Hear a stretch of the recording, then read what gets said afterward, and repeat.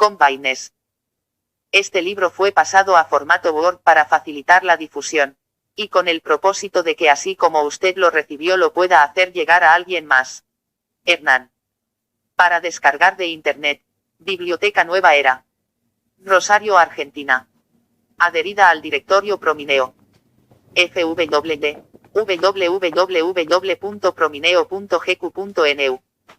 Dedicado a los buscadores sinceros de la verdad y a todos los que anhelan liberarse del error, la ignorancia, la mentira y el dolor. J. B. Prefacio. Existen tantas opiniones y puntos de vista como individuos. Cada uno defiende su verdad, valiéndose para ello de diferentes argumentos. Sin embargo, más allá de las verdades, está la verdad. ¿Qué es la verdad? La verdad es lo que es. Es el objeto en sí desprovisto de mirajes personales. Solamente se puede llegar a la verdad alcanzando la facultad de percibir y razonar objetivamente, abandonando el antropocentrismo que conduce a la enunciación de semiverdades. El mundo está lleno de semisabios. Los verdaderos sabios, al igual que la esfinge, callan, y solo ocasionalmente levantan una punta del velo. Este libro no pretende probar ninguna teoría especial ni difundir principios místicos ni religiosos de ninguna especie, como tampoco dogmatizar ni sentar polémica sobre ciencia o filosofía. Contiene solamente las enseñanzas de un Rosacruz, quien ha comprobado personalmente todo lo que aquí dice, pero que no le interesa demostrarlo sino a aquellos que tengan un genuino impulso de superación y elevación espiritual. Está escrito con la autoridad del que sabe y conoce, en lenguaje sencillo, al alcance de todo el mundo. Está dirigido a todos los que tengan ojos para ver y oídos para escuchar, a los que no se conforman con los convencionalismos científicos, filosóficos y sociales, a los que se dan cuenta de que algo no marcha bien en la especie humana, a los que sufren y no pueden explicarse la razón de su dolor, a los que se sientan tocados en una cuerda íntima y sensible al leerlo, a los que quieren conocer la verdad de la vida en forma práctica y personal, a los que se sienten incomprendidos por el mundo y la gente, a los que tienen un ideal de un mundo mejor a través de la elevación espiritual del individuo, a los que aborrecen la injusticia, la miseria y la ignorancia, y a todos los que anhelan superarse espiritual y conceptualmente. Este libro enseña algunos rudimentos de ocultismo Rosacruz. La genuina orden Rosacruz, que existe como tal solamente en lo oculto, es la heredera y depositaria de una ciencia que permite lograr voluntariamente mutaciones en la bestia humana para transformarla en ser humano consciente y responsable de su verdadero papel de hijo de Dios. Es la depositaria del gran misterio de la dualidad humana, que es el siguiente. La raza humana tiene dos diferentes orígenes, uno terrestre animal y otro extraterrestre humano. En tiempos remotos visitaron nuestro planeta hombres extraterrestres físicamente iguales a nosotros, pero extraordinariamente evolucionados. Estos hombres en su larguísima evolución habían llegado a una permanente incorporación en ellos mismos de muchos atributos de la divinidad, el gran arquitecto y sublime alquimista del universo. Su conciencia había llegado a tan gran altura que para nosotros serían dioses. Estos seres dejaron descendencia en nuestro planeta, mezclándose insensiblemente al resto de la humanidad.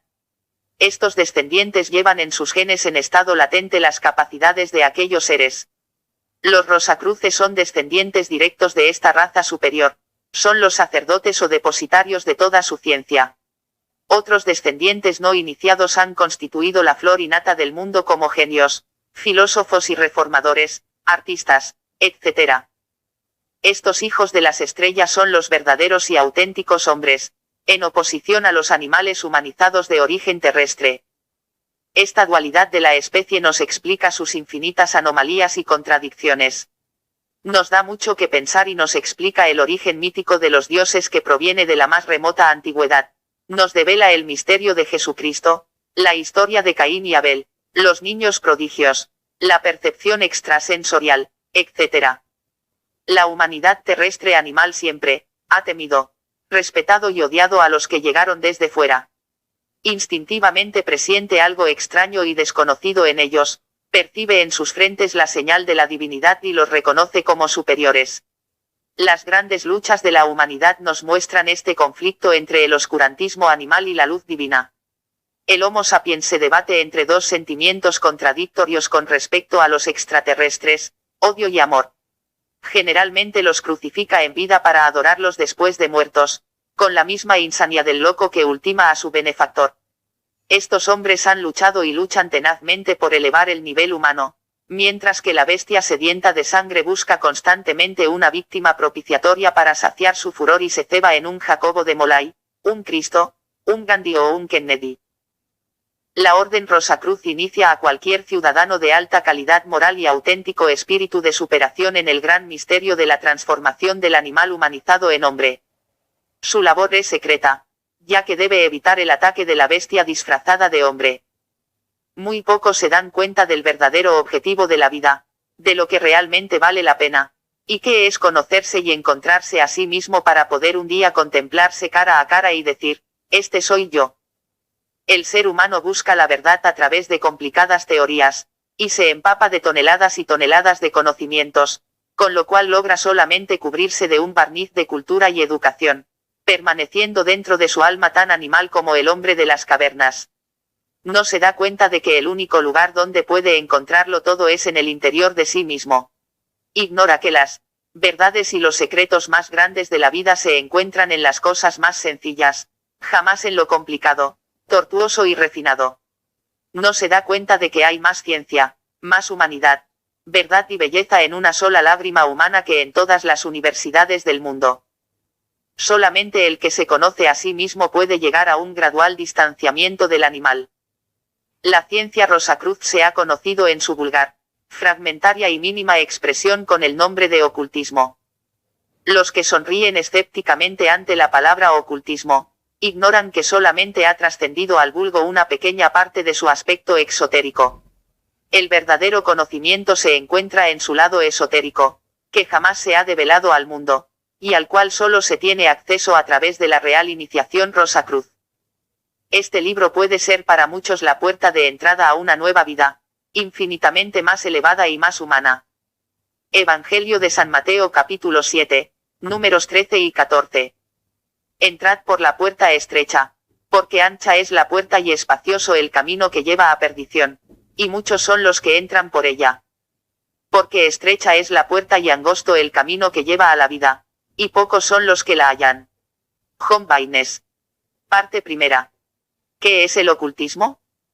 En los últimos años el avance de la ciencia y de la técnica ha sido fabuloso. Nuevos y revolucionarios conceptos han surgido en todos los campos de la actividad humana. Hoy día se sabe más que nunca sobre física, química, cirugía, enfermedades, etc. No está lejano el momento en que el ser humano se traslade físicamente a otros planetas. Y sin embargo, en el individuo mismo nada ha cambiado. Su cerebro funciona igual que 2000 años antes de Cristo, sus temores, odios, pasiones e inquietudes son las mismas. La conquista del mundo exterior ha sido fructífera, pero la conquista del mundo interno ha sido nula. Se sabe mucho sobre los secretos de la materia y la energía, pero nada sobre la mente ni sobre la fuerza que mantiene la vida. Muy pocos pueden decir con certeza, yo me conozco a mí mismo. Sin embargo, esto no parece preocupar mucho a la gran masa humana ensoberbecida ante el aparente poder del hombre sobre la naturaleza. Solamente la enfermedad, la desgracia y la muerte vienen ocasionalmente a enseñarle humildad, y el hombre que en medio de su soberbia se cree amo y señor del universo agacha la cabeza tan abrumado e impotente como el hombre primitivo ante la furia de los elementos. Solamente en esos momentos medita en la vida y se interroga a sí mismo, ¿qué es la vida? ¿Por qué Dios es tan injusto? ¿Quién soy yo? ¿De dónde vengo? ¿A dónde voy? ¿Por qué todos tenemos que morir? ¿Acaso no existe la felicidad? Algunos, demasiado materialistas, o demasiado perezosos para pensar, se conforman atribuyendo todo a la casualidad. Las religiones tratan por todos los medios posibles de brindar consuelo a través de diferentes dogmas a los cuales se les atribuye origen divino. Sin embargo, las leyes científicas son implacablemente lógicas y poderosas, resultando difícil conciliarlas con dogmas religiosos que apelan solamente a la fe. Íntimamente el individuo vive desorientado y atemorizado ante el mañana. A fin de paliar el desconcierto y la angustia que le produce la visión de un mundo aparentemente caótico, injusto y sujeto a la causalidad, se rodea de progresos materiales, lujos y diversiones. A través de la vida social, las fiestas y las amistades procura olvidar su vacío espiritual y cerrar sus ojos ante el terrible espectáculo de la vida. En medio de este caos existe una sociedad secreta que mantiene desde hace 1000 años, en toda su pureza original, una ciencia que permite al individuo el acceso a un nuevo y más elevado estado de conciencia, en el cual logra conocerse a sí mismo, conocer el misterio de la vida y la verdad, y actualizar sus capacidades mentales latentes. Esta sociedad secreta es la Orden Rosacruz Hermética. Esta fraternidad conserva en sus archivos ocultos una ciencia que proviene de la más remota antigüedad y que fue comunicada a los seres humanos por visitantes extraterrestres. Esta ciencia es el ocultismo, cuyas verdaderas enseñanzas se mantienen secretas, habiendo trascendido al vulgo solamente interpretaciones personales de individuos que han llegado a vislumbrar una pequeña parte del secreto. Estos conocimientos se han mantenido ocultos debido a que solamente pueden tener acceso a ellos las personas que estén dispuestas seriamente a entregarse de lleno a este estudio, y que tengan cierto grado de evolución espiritual. Sucede con esto exactamente lo mismo que con la ley que reserva ciertos derechos solo para los mayores de 21 años. Existe el equivocado concepto de que el ser humano es un organismo inteligente plena y totalmente logrado. Sin embargo, está solamente en el umbral de su desarrollo mental. En todos los tiempos han existido hombres que han logrado un desarrollo más completo que los demás, iluminados e inspirados por la ciencia Rosacruz, que en otros tiempos tuvo su centro de acción en Egipto, siendo allí su iniciador Hermes Trismegisto. Algunos de estos hombres se han llamado Pitágoras, Sócrates, Platón, Jesús, Orfeo, Dante, Descartes, Franklin, Edison, Newton, Bacon, y un sinnúmero de otros que han integrado una verdadera aristocracia del espíritu, infinitamente más importante que la aristocracia social o financiera. Los Rosacruces aparecen y desaparecen en forma alternativa en la historia de la humanidad, de acuerdo con ciertos ciclos prefijados. Se hicieron especialmente conocidos entre los siglos XV a XVII, ganando fama de magos, sabios y alquimistas, desapareciendo poco después para laborar en secreto por el bienestar de la humanidad, manteniendo solamente algunas avanzadas que brindan íntegramente la ciencia Rosacruz a aquellos cuyo estado de conciencia los hace acreedores a ser instruidos. Desafortunadamente algunos individuos que solo han tenido un efímero contacto con un auténtico Rosacruz han fundado instituciones con fines puramente comerciales a las cuales han titulado Rosacruces. Estos usurpadores han pretendido probar su legitimidad con legajos de documentos en los cuales se les reconocería supuestamente como los únicos y verdaderos Rosacruces. Han olvidado sin embargo, que por tradición, el verdadero Rosacruz nunca se da a conocer por documentos, signos ni palabras, sino que por sus conocimientos y acciones, por su manera de ser, por su manera de hablar y de actuar.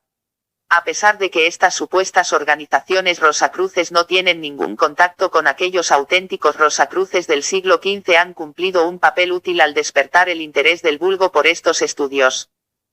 Tal como existe en el campo educacional la enseñanza primaria, secundaria y universitaria, también en estos estudios existe una progresión comparativamente igual. Solamente en una organización en la cual se inicie al individuo en forma real y no simbólica se encontrará la más elevada enseñanza. Muchos serán los llamados y pocos los elegidos cobra aquí especial significado. Muchos han buscado la luz del ocultismo en diversas y disímiles organizaciones, pero muy pocos han encontrado la verdadera institución donde realmente estén la luz y la verdad, ya que solamente el que sea guiado por su propio espíritu podrá encontrarla. A pesar de la abundancia de centros educacionales, en ninguna parte del mundo, en ningún colegio, en ninguna universidad se le enseña al individuo a vivir. Son raros los que pueden afirmar con toda propiedad que saben vivir, ya que no es la inteligencia ni la cultura ni los títulos los que enseñan al individuo este arte. Paradójicamente hay veces en que los más cultos en apariencia son los más ignorantes, ya que la más terrible ignorancia es la ignorancia de sí mismo. La ignorancia del misterio de la vida, La ignorancia del arcano de nuestro Padre o Creador a quien llamamos Dios. La ignorancia del misterio de la muerte. La ignorancia del amor, de la bondad, la belleza y la verdadera sabiduría. La ignorancia de la fraternidad y de la unión entre todos los pueblos del mundo. Vivimos en una época en que a pesar del gran número de cristianos que existen en el mundo se pisotea diariamente la enseñanza de Cristo: amaos los unos a los otros. Domina la ley del más fuerte y el más brutal egoísmo se ha convertido en escudo y divisa del hombre, cuyo más grande anhelo es ganar mucho dinero para disfrutar del poder que da la riqueza. Solo ante la perspectiva de la muerte renace la idea de Dios, amor, espíritu. Existe una desesperada búsqueda de la felicidad a través de los placeres materiales que estimulan fuertemente los sentidos y que brindan una especie de euforia sensual. A pesar del dominio que la ciencia ha alcanzado sobre la materia, el individuo ha derivado hacia una actitud diametralmente opuesta. Se ha convertido en esclavo de sus posesiones materiales. ¿Cuántos hay que trabajan arduamente para mantener un lujoso automóvil, por ejemplo? ¿Cuántos los que pierden su decencia y humana dignidad al envilecerse por el oro, al embriagarse o al lucrar con la desgracia ajena? Aquel que vive aferrado a los placeres materiales disfruta de una euforia sensual que lo incapacita para ver hasta qué punto ha perdido su calidad nominal. Los objetos materiales hipnotizan y devoran igual que la boa que fascina a un pajarillo para después engullirlo. Sin embargo, en esta era de tremendo materialismo existen seres privilegiados que ansían conocer los misterios de la vida, vencer al destino, promover el amor y la fraternidad entre los seres humanos, liberar al mundo del mal, modelar el propio carácter para superar los vicios, complejos, debilidades, etc. Hay muchos que por haber sufrido demasiado o haber nacido despiertos o conscientes buscan desesperadamente la luz del conocimiento que los pueda llevar a encontrarse a sí mismos para realizar todo lo que desean en la vida. Algunos quieren explicarse por qué los persigue la mala suerte, otros no han logrado la felicidad en el amor o no pueden triunfar en la vida porque tienen complejos de timidez o poca personalidad. Hay quienes sufren de incurables enfermedades nerviosas, mentales o de otro género y que pueden aprender a vencerlas o a paliar sus efectos por medio del correcto uso de la mente. Los incomprendidos por sus familiares, los huérfanos de amor, los que sufren de abandono espiritual, tristeza o decepción, pueden liberarse y vencer. Quienes tengan problemas de cualquier clase, por terribles que estos parezcan, no desesperen. El ocultismo es la ciencia máxima y sagrada que enseña a vivir sabiamente por medio del correcto empleo de las fuerzas de la naturaleza. El ocultismo es el estudio del hombre y de las leyes de la naturaleza, y de la forma como éstas actúan e influyen en el ser humano. Se le llama ocultismo porque es justamente una ciencia que está oculta a la humanidad pasional, egoísta, vengativa y esclava de sus deseos materiales. La palabra ocultismo provoca inmediatamente una reacción negativa de parte del que la escucha, ya que ocultismo ha pasado a constituir un sinónimo de magia, brujería, demonología, satanismo, etc. Ha contribuido poderosamente a formar esta idea la fantástica y abundante literatura que existe sobre este tema, englobada bajo la calificación de ciencias ocultas. Estos libros han sido escritos en su mayor parte por individuos vanidosos que jamás llegaron a tener contacto con el verdadero y sagrado ocultismo, y que solamente han estudiado fragmentos de su parte esotérica a través de otros libros igualmente fantásticos e irreales. Charlatanería y ocultismo se han convertido en algo similar. Los pseudo-ocultistas bajo una careta de grandilocuencia y teatralidad se han arrogado mágicos poderes. Dicen ser clarividentes y conservar el recuerdo de sus vidas pasadas o encarnaciones anteriores, identificándose generalmente con algún personaje famoso de la antigüedad. Gran difusión han alcanzado igualmente algunos fenómenos ocultos presenciados por europeos en la India y el Tíbet, por lo cual todos los interesados por las ciencias ocultas vuelven con ingenuidad sus ojos hacia estos países esperando encontrar allí lo que no hallaron en su país natal. Ingenuamente piensan que se puede vivir 12 horas al día, desdoblado, observándose el ombligo o meditando, y piensan que esta es la más perfecta condición a la cual puede aspirar el ser humano. No se dan cuenta de que la complicada gimnasia llamada yoga, por ejemplo, no es más que un medio de alcanzar un fin, que el occidental puede alcanzar mucho más fácilmente por otros medios más de acuerdo con su condición de fuerza, actividad y pujanza, para no caer así en la pasividad y apatía hindú. Existe notable diferencia entre la constitución oriental y occidental, de modo que es altamente inconveniente el empleo entre occidentales de prácticas hindúes que pueden llevarlo a la desintegración de su personalidad. Existen en la actualidad muchas organizaciones de carácter filosófico que hacen mucho bien, pero que están lejos de llevar al aspirante a la verdadera comunión con Nisis, el conocimiento de los arcanos de la naturaleza. De 1000 escuelas ocultas habrá probablemente una donde el aspirante encontrará la luz del verdadero conocimiento y recibirá la verdadera y real iniciación. Las restantes serán solamente centros de estudio donde se proporciona información teórica, pero no conocimiento, y menos sabiduría. El objetivo primordial del ocultismo es la liberación del ser humano. La liberación de la ignorancia, del dolor, de la bestialidad, de la mentira, del destino y de la muerte, a fin de llegar algún día a cambiar el mundo y crear un nuevo mundo de hombres conscientes y totalmente responsables de su calidad humana. Muchos emprenden este camino de superación poseídos de gran entusiasmo, pero creen que basta hacer 3 o 4 oraciones, meditaciones o conjuros para recibir por gracia divina todos los poderes y conocimientos. Es necesario ser realista, ya que todo cuesta en la vida. El ocultismo es una ciencia que es preciso estudiar y practicar con gran dedicación y tenacidad, ya que es un estudio que involucra nada menos que la comprensión y conocimiento de Dios, del hombre y de la vida. Una gran mayoría se desanima porque estudian 1 o 2 años y en este corto tiempo quieren alcanzarlo todo. El que llegó a titularse de médico tuvo que estudiar para ello aproximadamente 20 años de su vida, y sin embargo algunos quieren desentrañar el misterio de la vida en 2 o 3 años. Solo a costa de una tenacidad sin límite y de un valor y confianza en sí mismo a toda prueba se llega a las grandes realizaciones. Indudablemente aquellos que buscan solamente cambiar su carácter, fortalecer su personalidad o alcanzar cualquier logro material, no necesitarán esforzarse tanto como los que desean lograr una unión con su propio espíritu. Los que estudien por curiosidad perderán su tiempo lamentablemente y corren el peligro de desequilibrar sus vidas, ya que el contacto con el fuego de la verdad puede quemar a quienes no hayan depurado su alma del egoísmo y las pasiones humanas.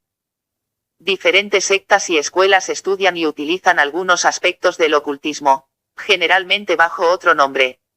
De esto dan ejemplo la masonería, el martinismo, el yoga, y absolutamente todas las religiones. Cualquier persona que conozca algo de ocultismo se dará cuenta de que las instituciones religiosas son verdaderas sociedades secretas y asimismo que cada religión ha tomado en sus ritos diversos símbolos de fraternidades ocultas de la antigüedad. Veamos un ejemplo en la religión católica. Isis se transformó en la Virgen María, la cruz ansada en la cruz católica, el bastón de Anubis en el báculo de los obispos, las ceremonias de invocación ritual, en la misa, etc. Estos movimientos solamente poseen una pequeña parte de esta ciencia, conocimiento que generalmente emplean en su propio y exclusivo beneficio.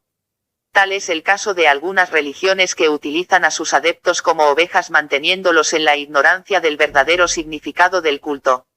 Cuando alguno de los fieles pregunta por el significado de los símbolos y rituales, los sacerdotes se limitan a decirle que estos son misterios. En un nivel mucho más elevado está la masonería, cuya filosofía y simbología son netamente rosacruces. Esta gran institución digna del más profundo respeto ha cooperado en gran medida a la realización de los ideales rosacruces de libertad, igualdad y fraternidad. Desafortunadamente la masonería ha perdido en gran parte las claves de la ciencia hermética, otorgando en el presente una iniciación puramente simbólica. En el antiguo Egipto el estudio del ocultismo era privilegio de sacerdotes y faraones. Es allí precisamente donde aparece Hermes Trismegisto, considerado el padre del ocultismo moderno, quien sintetizó la sabiduría rosacruz en 7 principios, llamados los 7 principios herméticos, que son la base del ocultismo y clave de todos los fenómenos. Estos son, mente, correspondencia, vibración, polaridad, ritmo, causa y efecto, generación. Mente. Todo es mente, todo es energía, el universo es mental. Correspondencia. Como es arriba es abajo. Como es abajo es arriba. Vibración. Nada está inmóvil, todo vibra. Polaridad, todo es doble, todo tiene su par de opuestos, los extremos se tocan.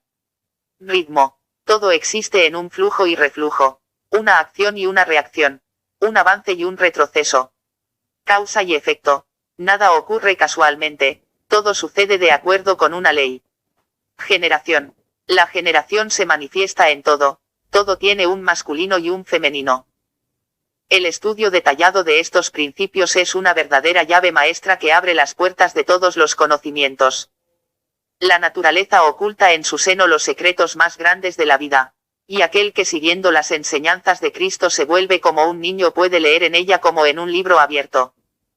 Los requisitos para hacerse merecedor a la enseñanza de esta ciencia son: tener un ideal impersonal en beneficio de la humanidad, practicar el amor, la fraternidad y la igualdad para con todos los seres humanos sin distinción de clase, raza o color, y desear fuertemente la superación moral y espiritual y el dominio sobre las pasiones.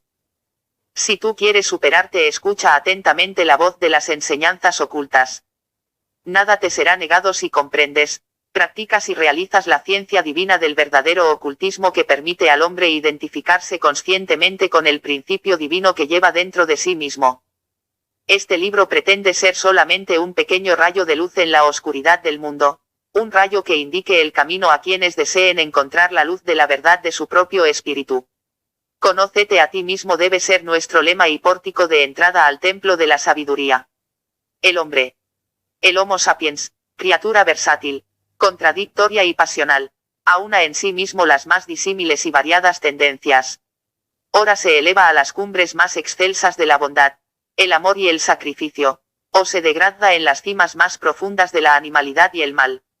El ser humano es hombre y animal al mismo tiempo y entre estas dos tendencias, la bestial y la divina, el yo se debate en una permanente y continua fluctuación. Esta dualidad nos obliga a establecer una nueva escala de clasificación humana más allá de la inteligencia, títulos, poder político o riquezas. Esta clasificación se refiere al mayor o menor distanciamiento de la condición animal. La inteligencia no nos dice nada sobre la calidad humana de un individuo, como tampoco su nivel social, cultural o financiero. Un hombre de ciencia, un noble, un político brillante pueden estar más cerca del animal que un labriego ignorante. ¿Qué es aquello que marca esta diferencia de grado humano? Es la conciencia. Mientras más consciente sea un individuo, más distanciado estará del animal y viceversa. Este nivel consciente está determinado por la capacidad de un hombre de existir y actuar libre de automatismos psíquicos. La mente solo trabaja correctamente cuando funciona libre de perturbaciones emocionales, compulsiones instintivas y de todo aquello que distorsiona y empaña el pensamiento. Podríamos decir que es consciente aquel cuyo yo es el rector de la mente. Es posible encontrar un hombre inteligente pero inconsciente, ya que inteligencia y conciencia son diferentes cosas. Los fenómenos físicos pueden medirse, clasificarse y evaluarse y llegar por este medio a la enunciación de ciertas leyes. Con los fenómenos mentales no ha ocurrido lo mismo, ya que solamente conocemos una pequeña parte de la mente que es aquella que cae bajo la denominación de consciente.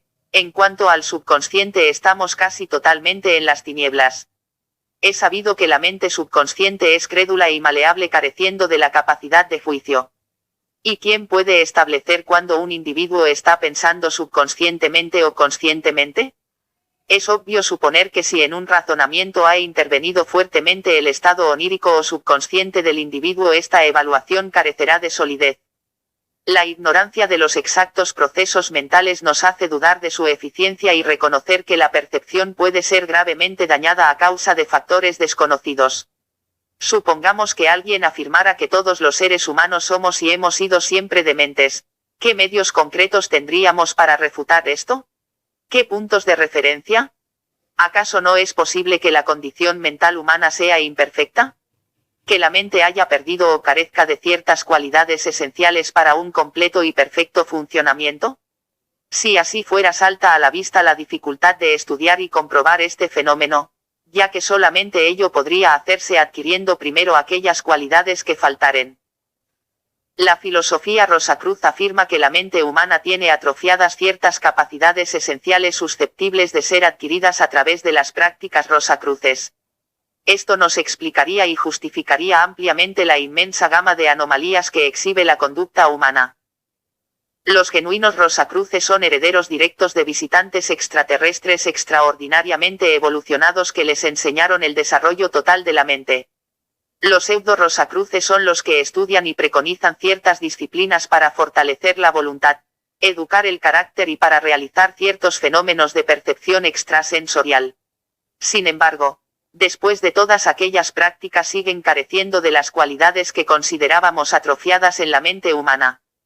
A pesar de todo, en el hombre se oculta el misterio de los misterios por ser el Hijo de Dios y semejante a él en esencia. Es un Dios encadenado que lleva dentro de sí el poder y la sabiduría divina, pero que no los puede ni sabe usar por vivir atado a la materia.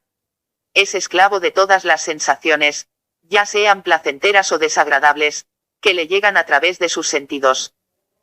El afán de comodidades, la avaricia, la gula, la soberbia, la codicia, la vanidad y mil diferentes estados pasionales son los que gobiernan, como dueño y señor, este microcosmo que llamamos hombre.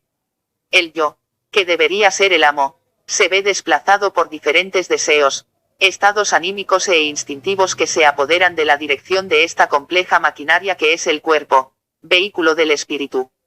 El hombre no tiene un yo único, tiene miles de diferentes yoes que se van sucediendo dentro de él como en un caleidoscopio que cambia constantemente su diseño. Cada uno de estos yoes usurpa el trono o cetro que le corresponde al legítimo y verdadero yo. Este yo divino es cual rey constantemente destronado y prisionero de sus súbditos.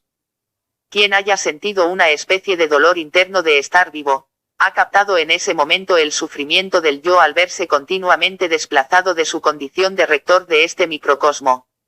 Podemos comparar al hombre con una mansión llena de sirvientes que esperan infructuosamente a un amo que nunca llega.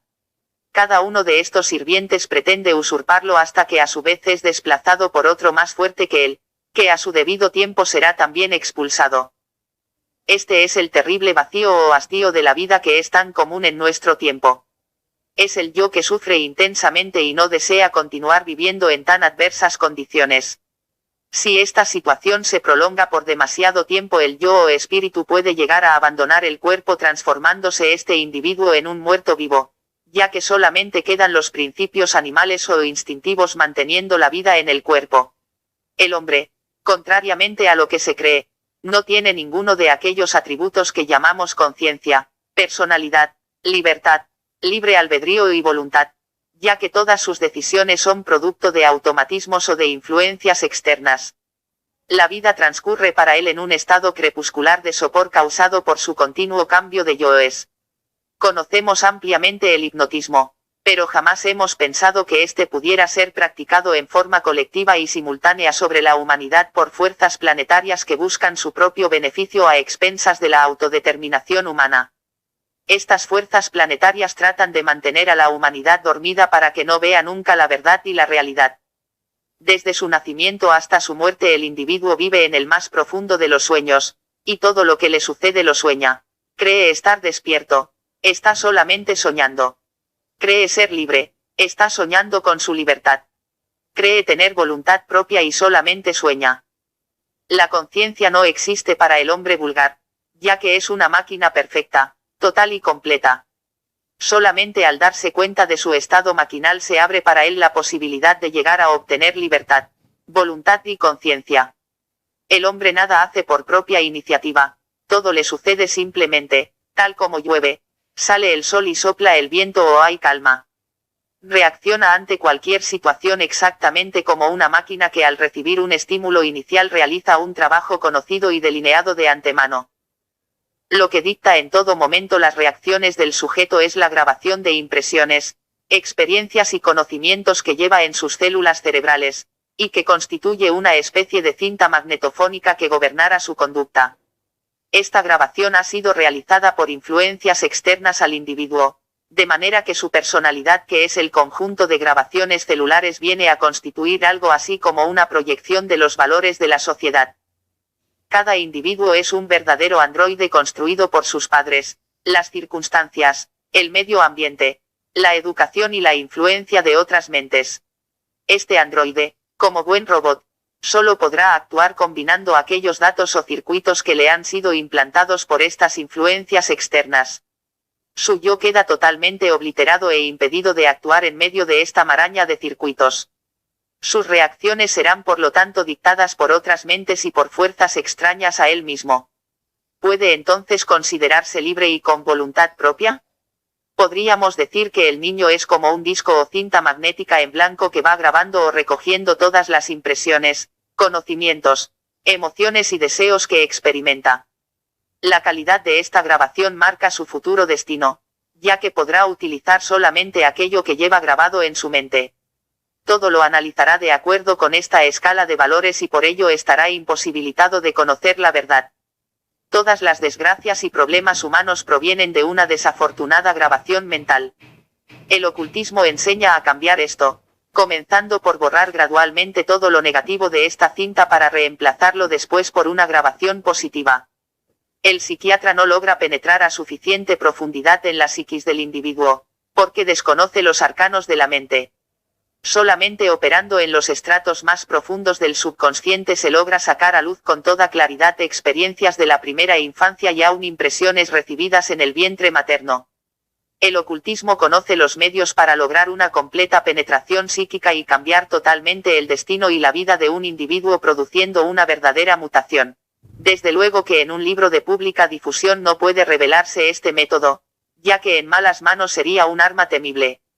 Solamente puede decirse que mediante el adecuado manejo de ciertas fuerzas es posible provocar una completa apertura del subconsciente, tal como si alguien abriera una naranja para observar lo que hay en su interior. El espíritu y el alma. Existe una gran confusión con respecto a lo que es alma y espíritu. Generalmente se les identifica. Veamos lo que dice la filosofía Rosacruz al respecto. El hombre es un espíritu que habita en un cuerpo y que tiene un alma. Espíritu se es, alma se tiene. El espíritu es la parte divina, inmortal y eterna, la chispa divina o emanación de Dios que portamos en lo más profundo de nuestro ser. Esta es la fuerza de Dios, la luz eterna e inextinguible que nos ilumina en los momentos cruciales de nuestra vida. Podríamos comparar a Dios con una gran masa de agua, que al girar vertiginosamente hubiera desprendido millones de chispas o gotas de agua. Cada una de estas gotas equivale al espíritu de un hombre. Por lo tanto, el hombre es un espíritu encarnado en un cuerpo. El alma es la parte animal inteligente, o sea, lo que llamamos personalidad, que se forma gradualmente como producto de la unión espíritu-cuerpo. Cuando un sujeto tiene pena o sufre un estado de profunda tristeza, generalmente es el alma la que está sintiendo esto. En cambio, cuando alguien dice, yo soy el que soy, es el espíritu el que se está manifestando. La meta máxima consiste en realizar el maridaje entre alma y espíritu, para lo cual es necesario cultivar el alma dándole conciencia e inteligencia. Es como un animalito o niño pequeño al cual debemos imponer nuestra voluntad para enseñarle a obedecernos en todo momento, y no ser nosotros los que obedezcamos a la parte animal. Cuando el alma adquiere conciencia e inteligencia podemos actuar a voluntad con las fuerzas de la naturaleza. La ley de correspondencia dice, como es arriba es abajo, como es abajo es arriba. Aplicándola a este caso particular, podemos afirmar que todo lo que está dentro de nosotros está también fuera y, por lo tanto, aquel que conquiste su naturaleza interna alcanzará también el dominio de la externa. La alquimia, arte tradicional del ocultismo, enseña a transmutar los metales viles en oro. En el aspecto espiritual esto simboliza la transmutación de las bajas pasiones en virtudes. El alma que se desprende de la escoria de los sentimientos y pasiones desenfrenadas es cual refulgente escudo de oro que acoraza al individuo en contra del mal y la miseria humana. Como una manifestación del alma podemos apreciar el sello característico que el alma colectiva familiar imprime en todos sus integrantes. Sus facciones no solamente llevan un parecido físico, sino que también algo que llamamos aire de familia, algo que se siente en el ambiente al tratar a alguno de ellos. Esta alma colectiva puede convertirse en algunos casos en un verdadero tirano egoísta y pasional que trae desgracia y miseria a los integrantes de este núcleo. Si existe armonía y perfecta unión puede brindarles prosperidad, protección, riqueza y felicidad. En el aspecto colectivo es interesante observar el alma de un país. Todos sus habitantes tienen una idiosincrasia similar, una manera de ser especial que no nace de la vida conjunta. Todos los extranjeros que llegan son rápidamente tomados por esta fuerza colectiva y adoptan con presteza el aire regional hasta llegar a simular nativos. En esta alma colectiva gravitan todas las emociones, instintos, pensamientos y pasiones del pueblo, y es a causa de esto que para poder triunfar en cualquier sentido, para superar la mediocridad, es necesario elevarse por sobre la vibración de esta alma colectiva, sometiéndose a una férrea disciplina personal. Así como el ser humano tiene alma, también la tienen los animales, las plantas y aún los minerales, ya que la vida está en todo. Tal como afirma el principio hermético de vibración, nada está inmóvil, todo vibra. Al hablar del alma debemos considerar el corazón, centro de la vida anímica y emocional. Grandes loas se han elevado en su homenaje y se considera algo muy acertado actuar según sus dictados. La verdad es que el corazón, mientras no ha sido educado debidamente, es el gran enemigo del ser humano ya que lo empuja constantemente a cometer errores. El corazón es como el alma de un niño, capta inmediatamente cualquier vibración o fuerza que tenga la virtud de impresionarlo e impulsa al individuo a cometer actos de los cuales tendrá que arrepentirse posteriormente. El mundo invisible que nos rodea es un receptáculo donde vibran buenos y malos sentimientos que son captados y tomados como propios por el corazón en momentos de expansión. Posteriormente la mente sufre grave perturbación a causa de estos estados emocionales. Podemos así observar que tanto el amor como el odio son ciegos. Un hombre enamorado lo perderá y sacrificará todo por la mujer a quien ama. El que odia lleva en sí el germen de su propia destrucción. El amor debe ser guiado en todo momento por la razón, a fin de que sea una fuerza positiva para el individuo. De lo contrario es una fuerza tan ciega como el odio. Desde luego, es infinitamente mejor un hombre que ame a otro, que odie, pero es necesario saber amar. Amar impersonalmente sin egoísmo. Qué pocos conocen el verdadero amor.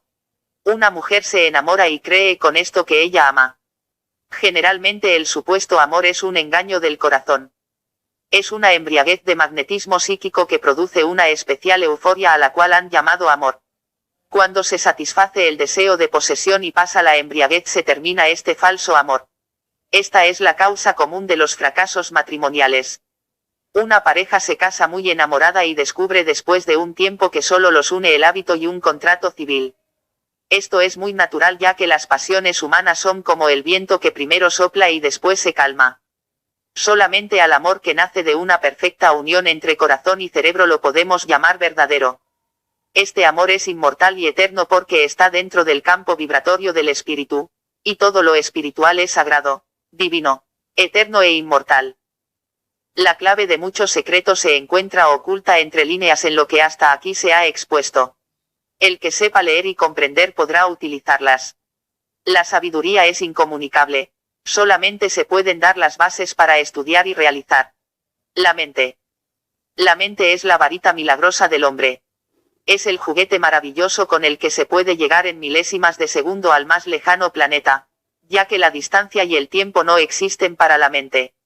Es una especie de fantástico sombrero de mago de donde podemos extraerlo todo. Uno de los principios herméticos dice, todo es mente, el universo es mental. Al comprender que todo lo que existe en estado material es solamente energía mente que bajó su onda vibratoria hasta solidificarse, podemos darnos cuenta de la importancia del estudio y educación de la mente. El cerebro es similar a un radiotransmisor que estuviera constantemente emitiendo y captando ondas de radio. Por supuesto, las ondas del pensamiento son muchísimo más sutiles y poderosas. Todo pensamiento es energía electromagnética de alta vibración. El cerebro es un poderoso generador de energía, cuya onda vibratoria depende del grado de cultura y desarrollo intelectual del individuo. A causa de esto es muy difícil que un hombre de onda mental larga comprenda a otro de onda mental corta. A veces se originan interminables discusiones entre dos personas que sostienen lo mismo, pero que no se entienden por tener diferente vibración. En la mente tenemos la puerta de entrada a lo que conocemos con el nombre de cuarta dimensión o plano de la energía. Todo lo que puede ser imaginado por el hombre es una realidad en el plano de la energía y por lo tanto puede llegar a realizarse en el campo material. Al pensar se produce una emisión de energía electromagnética que da origen a un ser poseedor de cierto grado de conciencia que vivirá en el plano energético. Este ser tendrá una conciencia en relación al estado mental y anímico del individuo en el momento en que lo generó, y pasará a constituir un verdadero hijo. Todos nuestros pensamientos habituales son nuestros hijos mentales, que como todo hijo tienen que alimentarse de sus padres. De acuerdo con esto podemos comprender la verdad de aquel aforismo que dice, según lo que un hombre piensa así es él. Estos hijos mentales son los que decidirán el destino futuro del individuo, como asimismo los que le traerán buena o mala suerte de acuerdo con su calidad vibratoria. Hay veces en que al encontrarnos con una persona experimentamos una gran tristeza o estado depresivo y esto se debe a que captamos su conjunto vibratorio de hijos mentales, que en este caso particular es de carácter negativo. Ante otras personas nos sentimos alegres y confiados y se nos levanta el ánimo. Es de vital importancia seleccionar cuidadosamente nuestras amistades, evitando en todo momento a los que poseen una irradiación negativa de carácter pesimista o fatalista, ya que en todo encuentro o conversación se produce un intercambio de magnetismo y de materia mental. En el plano de la mente todo pensamiento es algo material, tan concreto como puede serlo una piedra o una silla en el mundo físico. Si pudiéramos ver en el plano mental percibiríamos a cada individuo rodeado de formas mentales acordes a su vibración particular o dominante. En un sujeto pasional o fuertemente instintivo veremos tigres, toros, hienas, etc. Un hombre lleno de amor hacia los demás emitirá constantemente pensamientos en forma de hermosas flores y plantas. Un avaro en cambio semejará un pulpo con gran número de tentáculos. Otro cerrado a toda idea nueva tendrá la forma de un cubo. Si una persona pudiera en un momento dado concentrar todas sus energías mentales en un solo propósito podría lograr milagros. En la práctica vemos que nuestra mente pasa vertiginosamente durante el día de uno a otro pensamiento, y que no descansa ni siquiera en la noche durante el sueño. Este continuo vagar produce un fantástico despilfarro de energías al producirse en el sujeto un estado de dispersión energética. A fin de formarnos una vida mejor debemos alcanzar dominio sobre la imaginación para no crearnos un destino duro y negativo, ya que todo pensamiento tiende a materializarse. El que imagina que es perseguido por la mala suerte, por ejemplo, se coloca en un estado de negativismo que le acarreará desgracia y miseria.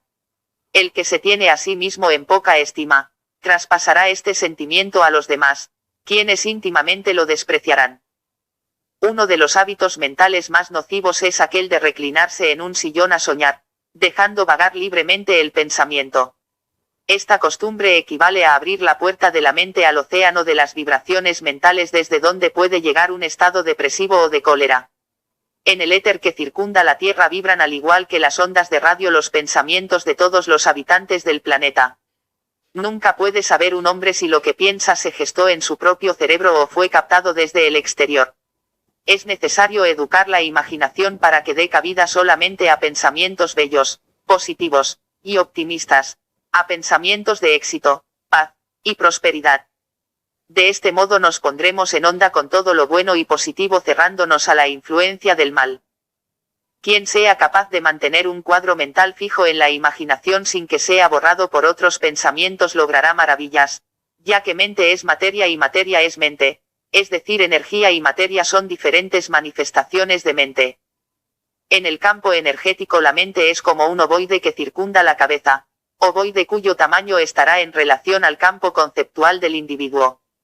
Este ovoide es igual a un campo cerrado de energía electromagnética que se abre en una determinada dirección al pensar intensamente. Todas las enfermedades y trastornos de la función mental tienen su origen en la invasión de este ovoide por fuerzas malignas o negativas, extrañas al sujeto, verdaderos demonios que se han originado por vicios, malos deseos, malos pensamientos y malas acciones. A fin de aclarar esto debemos examinar someramente lo que ocurre después de la muerte. Al separarse el espíritu del cuerpo sin vida, se produce también la separación del cuerpo de los principios animales inferiores del hombre, es decir, el conjunto de sus pasiones inferiores y malas acciones. A este ser lo llamaremos el cascarón astral, ya que es como una corteza que recubre el cuerpo astral. Normalmente este cascarón se desintegra en cierto lapso de tiempo por falta de energía. Sin embargo, cuando este cascarón es de gran fortaleza, lucha por sobrevivir y busca sujetos en los cuales pueda introducirse a fin de continuar su existencia en el plano de la materia. Cuando uno de estos entes logra entrar en el ovoide mental de un hombre, se produce en este un marcado cambio de carácter, ya que toma la personalidad inferior e instintiva del difunto a quien pertenecía esta entidad. Toda clase de obsesiones se producen por esta causa, y si el cascarón es suficientemente poderoso puede llegar a desalojar completamente al espíritu, produciéndose entonces la locura. En otros casos más graves son varias las entidades usurpadoras que se disputan el cuerpo, produciéndose locura furiosa. En un elevado porcentaje la insanía es provocada por esta causa. En algunos casos es posible proceder a la expulsión de estos entes, ya que temen al individuo puro, bien posesionado de sí mismo, de fuerte voluntad y carácter magnético o solar. Las sesiones de espiritismo son el lugar donde se manifiestan los cascarones para alimentarse de las energías del médium y de los que forman la cadena de invocación. Es a causa de esto que los médiums sufren de agotamiento nervioso y consunción, ya que están entregando sus energías a estos vampiros del invisible que se burlan de ellos simulando ser espíritus desencarnados. Los grandes engañados y perjudicados son los que asisten a estas sesiones creyendo sinceramente que se materializan los espíritus de los difuntos. Sin darse cuenta están haciendo un gran daño al mantener con vida a estas entidades que al absorber parte de la conciencia de los asistentes quedan capacitadas para actuar conscientemente haciendo el mal. Cuando la ciencia compruebe la existencia de estos seres, se habrá dado un gran paso en el tratamiento de la locura, obsesiones, y enfermedades nerviosas y mentales. Todas las enfermedades se originan en la mente y solo después de cierto periodo llegan a manifestarse en el cuerpo físico. Los deseos múltiples y variados son los deseos que se originan en el ser humano. El desear algo es tan habitual y natural como respirar. El deseo es otro de los caminos a través de los cuales el hombre despilfarra su energía mental. Si nos observamos atentamente veremos que en un solo día deseamos infinidad de cosas sin mayor importancia. Si nos abstuviéramos de estos deseos fútiles y concentráramos nuestras energías en una sola cosa, nos sería mucho más fácil lograr lo que queremos, ya que el deseo es una poderosa fuerza atractiva que actúa tal como un imán que atrajera hasta nosotros lo que queremos. El deseo es una de las fuerzas que mantienen al ser humano atado a la materia, ya que éste es esclavo de sus propios deseos. A fin de liberarse de estas ataduras, debe educarse a sí mismo para concebir solamente deseos de elevado orden que son los que nacen del espíritu, y que, lejos de esclavizar, liberan y elevan. Hay deseos insatisfechos de orden instintivo y anímico que se convierten en una obsesión y que pueden conducir a la locura. Tal como en el caso del pensamiento, el deseo es una fuerza creadora que da vida en el campo energético a un ser cuya vibración será acorde a la calidad del deseo. Estos hijos invisibles se alimentan de su creador y no se separan de él hasta que toman vida en la materia o se agotan. Los deseos puramente pasionales e instintivos son verdaderas sanguijuelas que se adentran en la psique succionando la vitalidad. Un vicio es un deseo desmedido e incontrolado, es decir, una formación de energía electromagnética que adquirió conciencia. Este ente deseo solamente podrá mantener su existencia si recibe en forma regular cierta cantidad de energía que solamente podrá provenir de la satisfacción del deseo. Debido a esto cuesta tanto vencer un vicio determinado, ya que para lograrlo hay que desintegrar por medio de la voluntad esta coagulación negativa. Los vicios se transmiten fácilmente, ya que en muchos casos ocurre que un ente deseo al no lograr arrastrar a su padre nuevamente al vicio, busca un campo más propicio en otro sujeto. Un abstemio puede transformarse de la noche a la mañana en un bebedor consuetudinario. Los incubos y sucubos son solamente entes deseos de gran vitalidad, vampiros que buscan constantemente víctimas para poder alimentarse. Hay ciertos individuos dignos de lástima que son verdaderos receptáculos de variados entes deseos, donde cada cual lucha por su existencia y trata de devorar a sus congéneres. Estos hombres viven dominados por fuertes y contradictorias tendencias que se ven obligados a seguir para estar tranquilos, ya que estos vampiros les dejan un cierto respiro después de recibir su alimento. No es posible establecer hasta qué punto la función mental se ve impedida por la acción de estas criaturas, pero sí es posible afirmar que un alto porcentaje de las decisiones y tendencias del hombre están dictadas por estos ladrones que interfieren el pensamiento con sus vibraciones pasionales. Como un ejemplo interesante citaré el vicio del cigarrillo que da nacimiento a una particular entidad formada por la energía del tabaco al arder y el placer experimentado por el fumador. Esta entidad provoca constante inquietud al fumador, inquietud que solo logra apaciguar al encender un cigarrillo.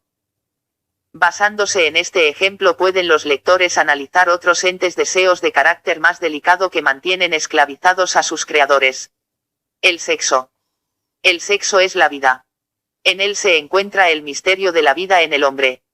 Podemos considerarlo como el mantenedor de la llama vital en todo el cuerpo. Cuando se agota sobreviene la muerte. Exotéricamente se considera al sexo solamente como un centro del cuerpo destinado a la reproducción y que por ende produce la diferenciación entre macho y hembra. Esotéricamente podemos considerarlo como un poderoso centro acumulador y productor de energía electromagnética que vibra continuamente en una forma similar a la electricidad. Esta energía emana directamente de la causa primera de todo origen, o sea Dios, y su misión es el mantenimiento de la vida. Es por esto que la vida emana del sexo y desde allí se transmite a los diferentes centros del cuerpo. Nada menos que el misterio de Dios se oculta en el sexo, al ser éste capaz de crear y traer a la vida un nuevo ser humano que porta en su interior la chispa divina. Si Dios es nuestro Padre, necesariamente tiene que manifestarse a través del sexo.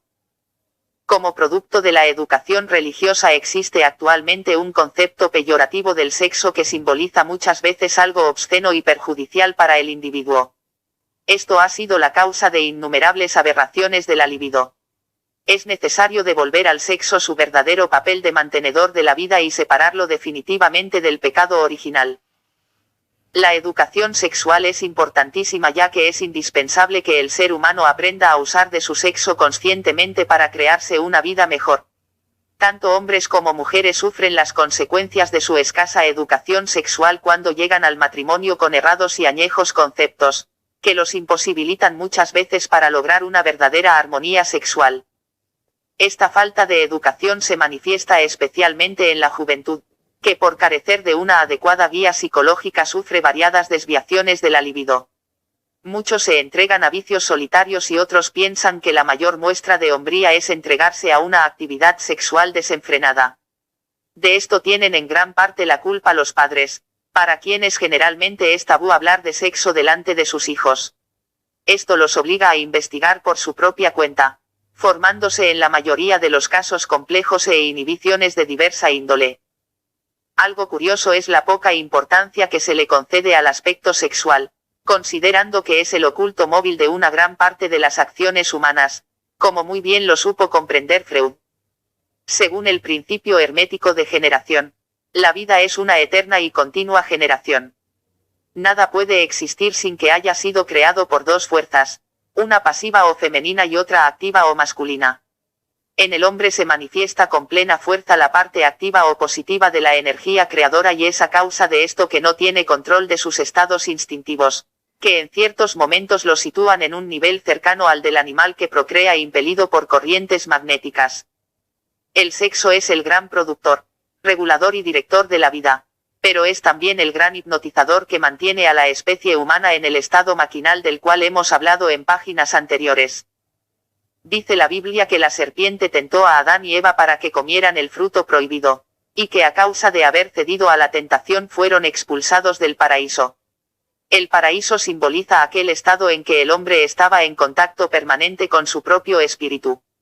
La expulsión del paraíso representa la pérdida de contacto por la entrega a las pasiones desenfrenadas.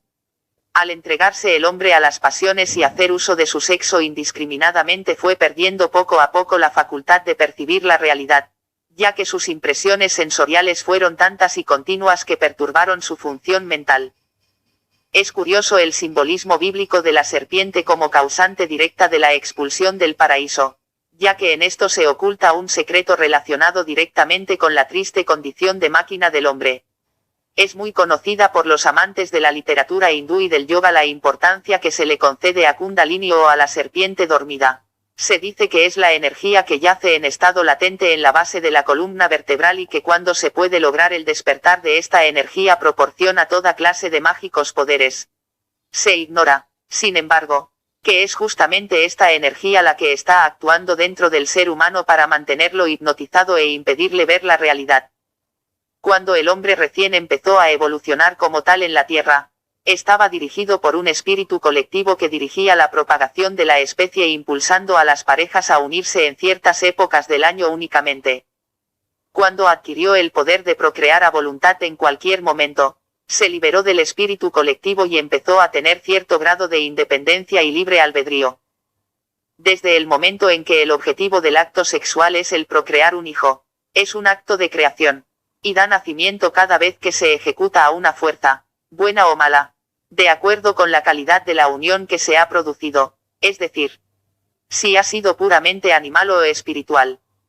Cuando se produce solamente una unión de cuerpos y no de almas, que es lo común, es lo mismo que si se produjera mecánicamente el estímulo de los centros sexuales originándose una perpetua insatisfacción. Solamente en la simultánea unión de cuerpos y almas reside el verdadero goce íntimo, espiritual y divino en la verdadera unión sexual. Esta es la diferencia entre pecar y no pecar, en este problema. Pecan solamente aquellos que se unen animalmente. No basta que un matrimonio haya sido legalizado por la Iglesia para que esté en gracia de Dios, ya que para la naturaleza no existen las leyes humanas. Desde el punto de vista de la naturaleza, que es perfecta, es un matrimonio toda pareja en la cual se haya formado el aura matrimonial, que es la unión en los planos invisibles de sus cuerpos etéricos. Cuando no existe esta aura matrimonial, un matrimonio puede estar 100 veces legalizado y bendecido por la Iglesia, pero será una falsedad y una mentira, ya que habrá solamente un acoplamiento de cuerpos. Para los neófitos explicaré que el doble etérico es un cuerpo de materia sutil que existe en forma invisible y que va indisolublemente ligado al cuerpo físico, siendo su exacta réplica. Todas las alteraciones que se producen en el doble se manifiestan inmediatamente en el cuerpo. Todo lo sexual gira en torno de una cosa: el magnetismo etérico. En todo contacto sexual hay un gran intercambio de magnetismo entre el hombre y la mujer. Esta vibración magnética influye poderosamente en la felicidad o desgracia del individuo. Una persona que tiene una vibración magnética de mala suerte, pesimismo, desgracia e infelicidad la transmitirá en el momento de la unión. El magnetismo es el que produce la atracción sexual y el enamoramiento, y esto es lo que representa el símbolo de Eros o Cúpido. Es a causa de esto que muchos supuestos enamoramientos terminan en forma repentina al producirse la descarga magnética, ya que el amor en su vulgar manifestación es solamente una embriaguez o saturación de magnetismo etérico. Por supuesto que esto no es el verdadero amor, solamente es una condensación magnética. En el terreno de la atracción amorosa, mientras más magnetismo posea una mujer, más atraerá al sexo opuesto, aunque su físico sea poco agraciado. Lo que se ha llamado sex appeal es el poder atractivo del magnetismo que se manifiesta en una forma invisible e impalpable. Es corriente ver mujeres muy bellas que no tienen poder atractivo sobre el hombre por carecer de magnetismo etérico sexual. Hay personas que por herencia, por llevar una vida sana, y por disfrutar de mucho autodominio son grandes acumuladores de magnetismo, son verdaderos imanes naturales con poderes atractivos, tanto en lo económico como en lo sentimental. Hay mujeres en cambio que viven siempre huérfanas de amor a pesar de ser agraciadas físicamente, porque les falta el poder magnético atractivo. Si llegan a contraer matrimonio no son capaces de retener al hombre por mucho tiempo y éste termina abandonándolas. Voy a dar aquí algunas clases para que tanto hombres como mujeres puedan formarse un caudal de energía electromagnética que les ayude a triunfar en la vida. El poder magnético sexual se pierde por 3 cauces principales que es necesario eliminar a fin de que se produzca una gradual acumulación. Estos cauces son emociones negativas, deseos desenfrenados, y estados imaginativos negativos. Existe una estrecha relación entre el estado emocional y el instintivo. Una mujer que atraviesa por una crisis de celos, por ejemplo, está derrochando su magnetismo en forma desmedida, con lo cual pierde su atractivo ante el hombre y se envejece prematuramente, porque la vida se está yendo de ella. La mujer celosa, irritable y dominante expulsa toda su energía sexual a través del corazón, quedando gradualmente vacía de atractivos. Para que una mujer pueda atraer poderosamente a los hombres debe conseguir antes que nada un gran dominio sobre los sentimientos, a fin de que el corazón no disperse el magnetismo producido y acumulado por el sexo. Una vez alcanzado el dominio sobre su ser anímico debe alcanzar control sobre su ser instintivo y su imaginación. Logrado esto, tendrá todo al alcance de la mano. El hombre, por el contrario, debe dedicar preferente atención a la educación y dominio de su aspecto sexual, que es su punto débil o lado flaco. En la educación de los deseos encontramos también una gran fuente de energía. Si una persona rehúsa la satisfacción de un deseo en forma transitoria y logra mantener viva esta corriente de fuerza, consigue con esto aumentar su caudal de energía magnética.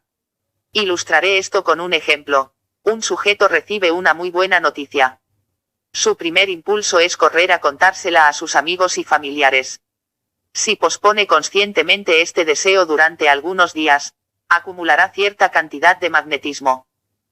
Imaginativamente es necesario lograr cierto estado de control que elimine los cuadros negativos y morbosos, dando cabida solamente al optimismo y la alegría.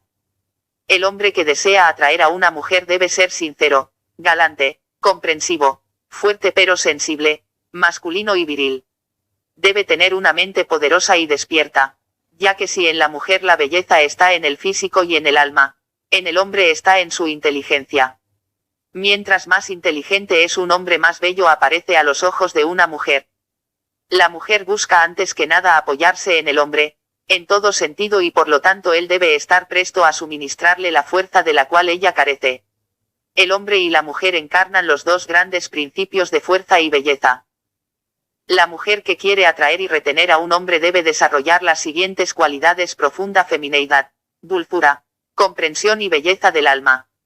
Debe ser esposa, amante, amiga, hermana y madre. En ningún momento debe sentirse el hombre atado a su compañera o privado de su libertad. La clave de la felicidad en las parejas reside en la tolerancia mutua, estando más dispuestos a dar que a recibir. Sin embargo, a fin de que pueda existir una perfecta armonía sexual en una pareja es necesario borrar o eliminar todas aquellas heridas instintivas y anímicas que han recibido en el transcurso de sus vidas.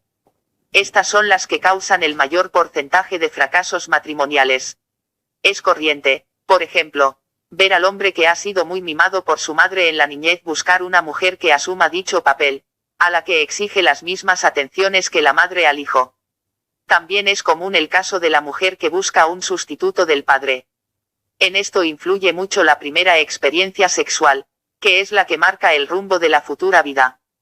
El hombre que se ha iniciado con una prostituta, por ejemplo, buscará al contraer matrimonio una mujer equivalente a las vendedoras de amor.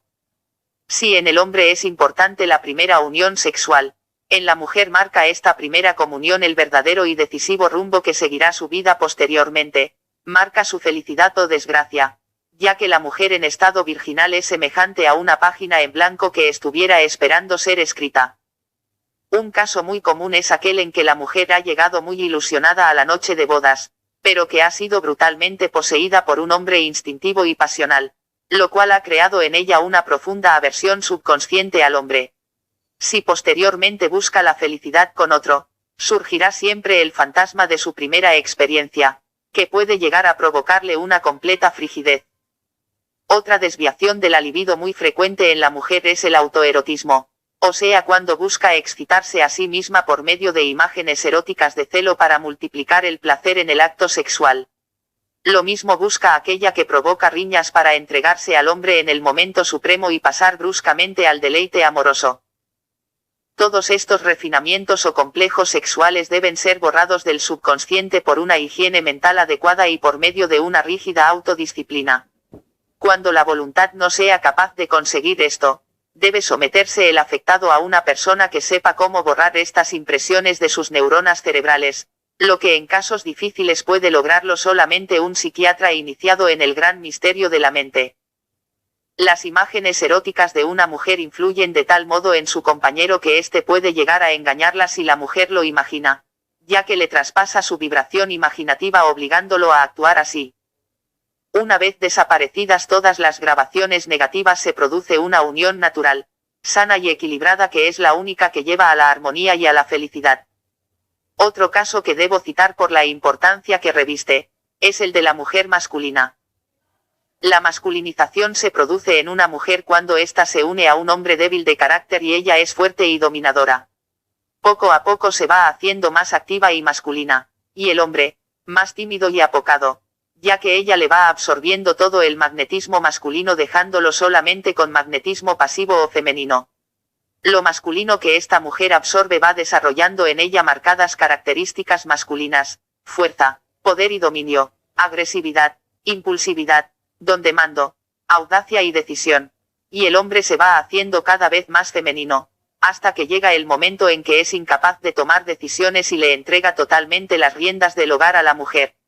Si este matrimonio tiene hijos varones, también serán ellos víctimas de este torbellino de absorción en que se ha transformado esta mujer, y caerán totalmente bajo su influjo acusando marcadas características femeninas, ya que su magnetismo masculino ha sido tomado por la madre. Esta absorción puede llegar a conducir a estos niños a la inversión sexual. Ni el hombre ni la mujer se dan cuenta de que exhiben en su carácter ciertos rasgos pertenecientes al sexo opuesto. El hombre, por ejemplo, muestra los siguientes aspectos que deberían ser privativos de la mujer: celos, indecisión, miedo, volubilidad, pasividad e histeria, por citar solamente algunos. La mujer, ansias de dominar al hombre, deseando transformarlo y poseerlo.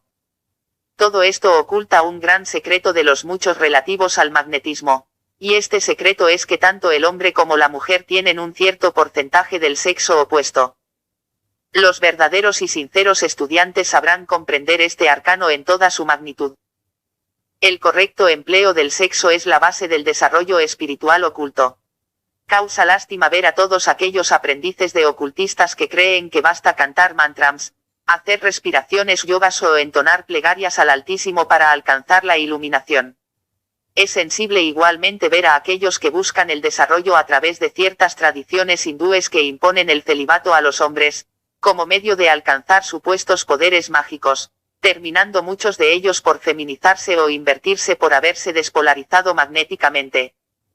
Prosiguiendo con el tema de lo sexual, es necesario denunciar el crimen que se comete contra criaturas durante el período de embarazo de la mujer, ya que ésta continúa teniendo relaciones sexuales con su marido después de haber quedado encinta.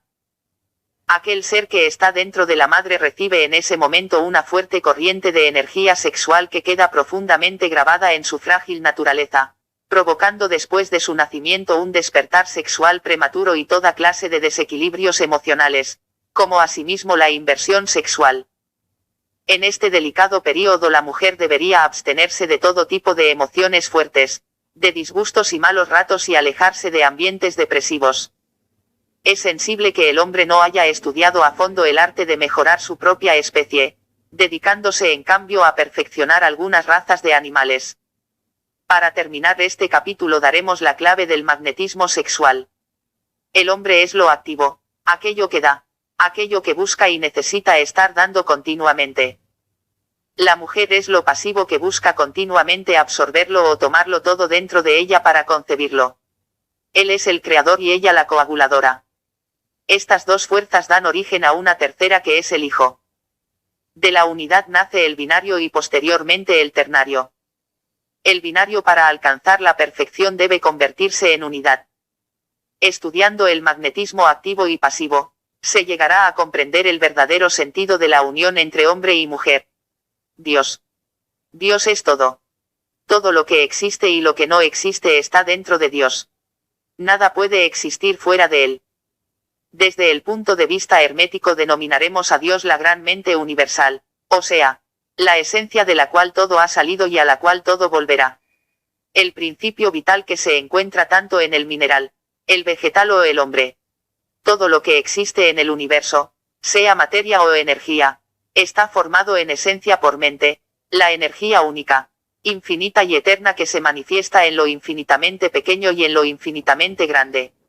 Como todo lo que existe ha salido del todo, este es cual matriz que posee en él la forma de todas las cosas. El todo es la realidad sustancial que se oculta tras todas las manifestaciones de vida. Es el gran Padre Madre que se creó a sí mismo, que ha existido siempre y que siempre existirá.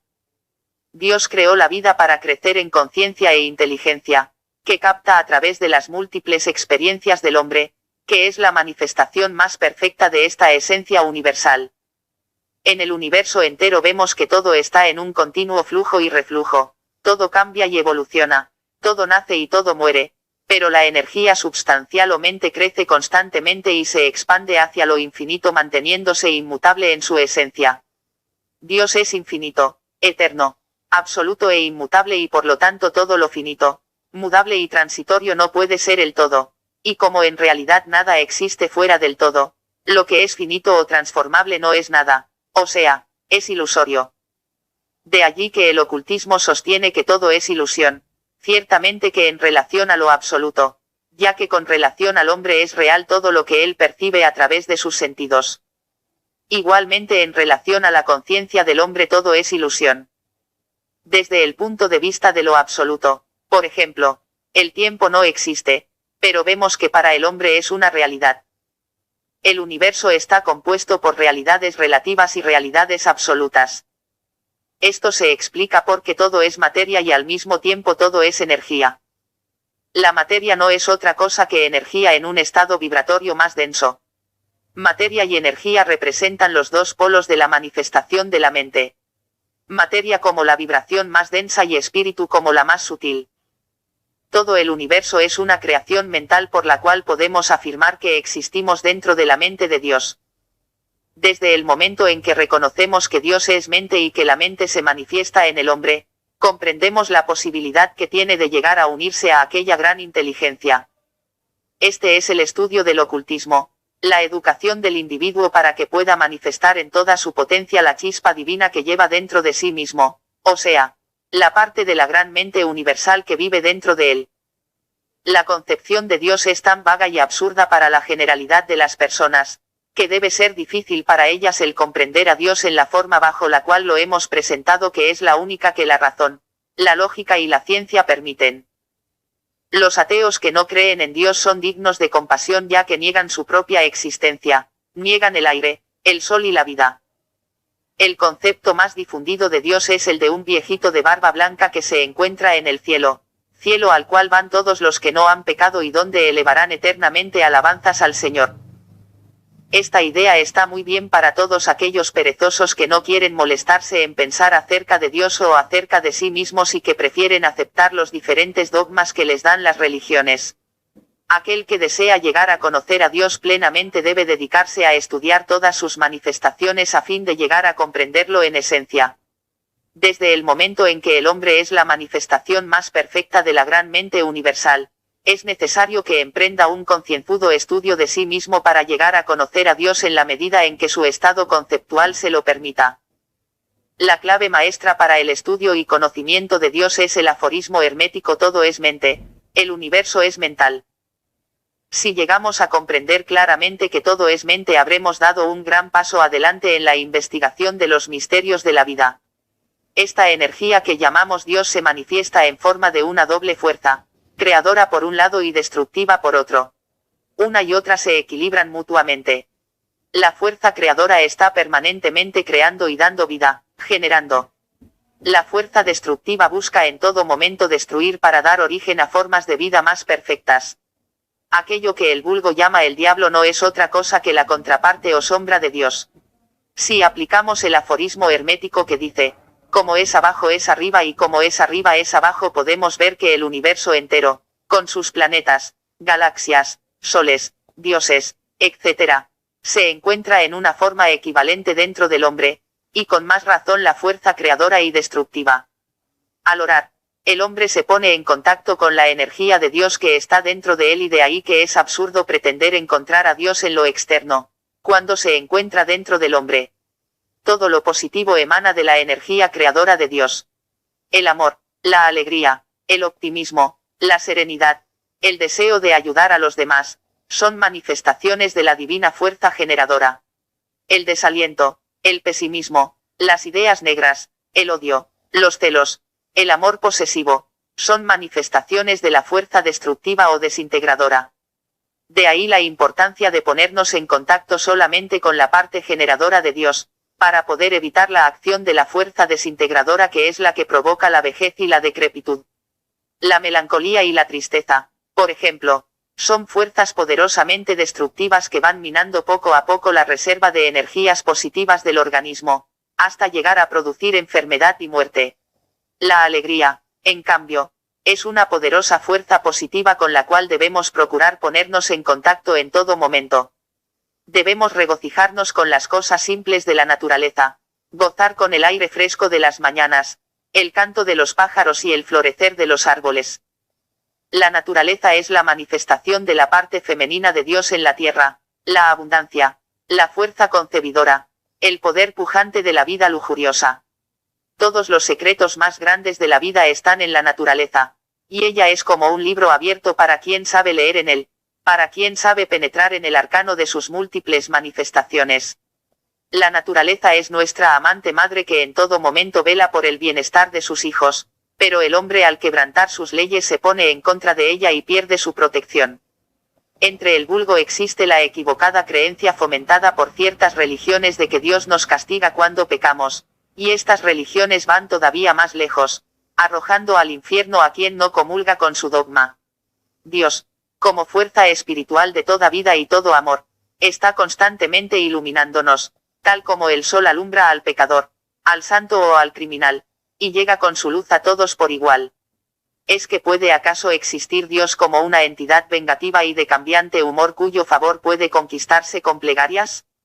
Dios como fuente infinita de vida y amor busca en todo momento nuestra evolución espiritual y nuestro bien, pero como creador y mantenedor de la vida ha puesto en movimiento una serie de leyes que son indispensables para el mantenimiento de la vida, y el hombre al quebrantar estas leyes quiebra la armonía de la vida que hay dentro de él, y encuentra el dolor y la miseria, es decir, se castiga a sí mismo al ir en contra de la naturaleza.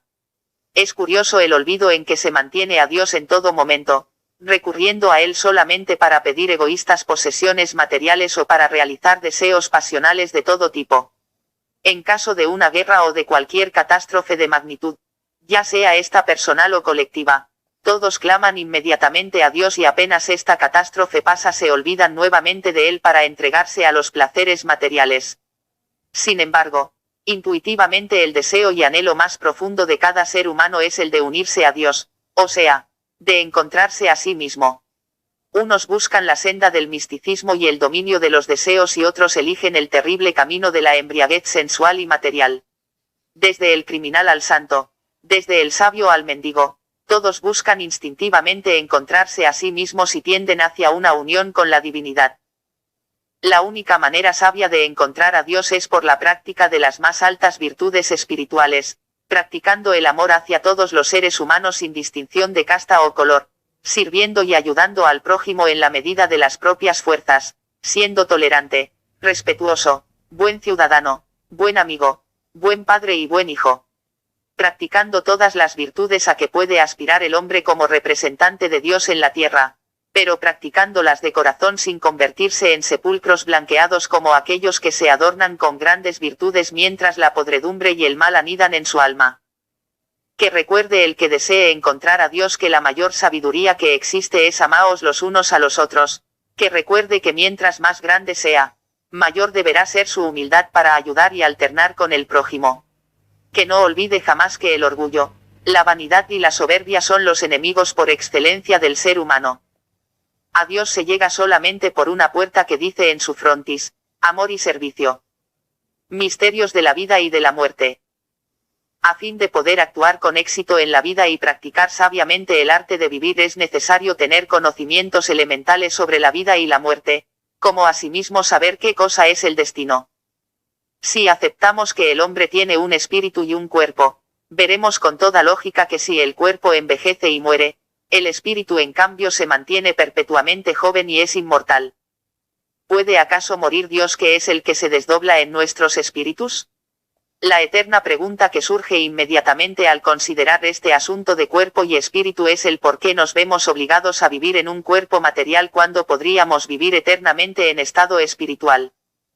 La razón de la encarnación del espíritu en un cuerpo debemos buscarla en Dios. Como espíritus somos parte de Dios y debemos cooperar a su gran obra de perfección y expansión de sí mismo. Por un lado nos perfeccionamos en todo sentido por las múltiples experiencias que debemos afrontar en nuestra vida, y por otro lado representamos a Dios en la tierra al hacer evolucionar a la materia. La gran obra humana es dar conciencia o mejor dicho espiritualizar la materia.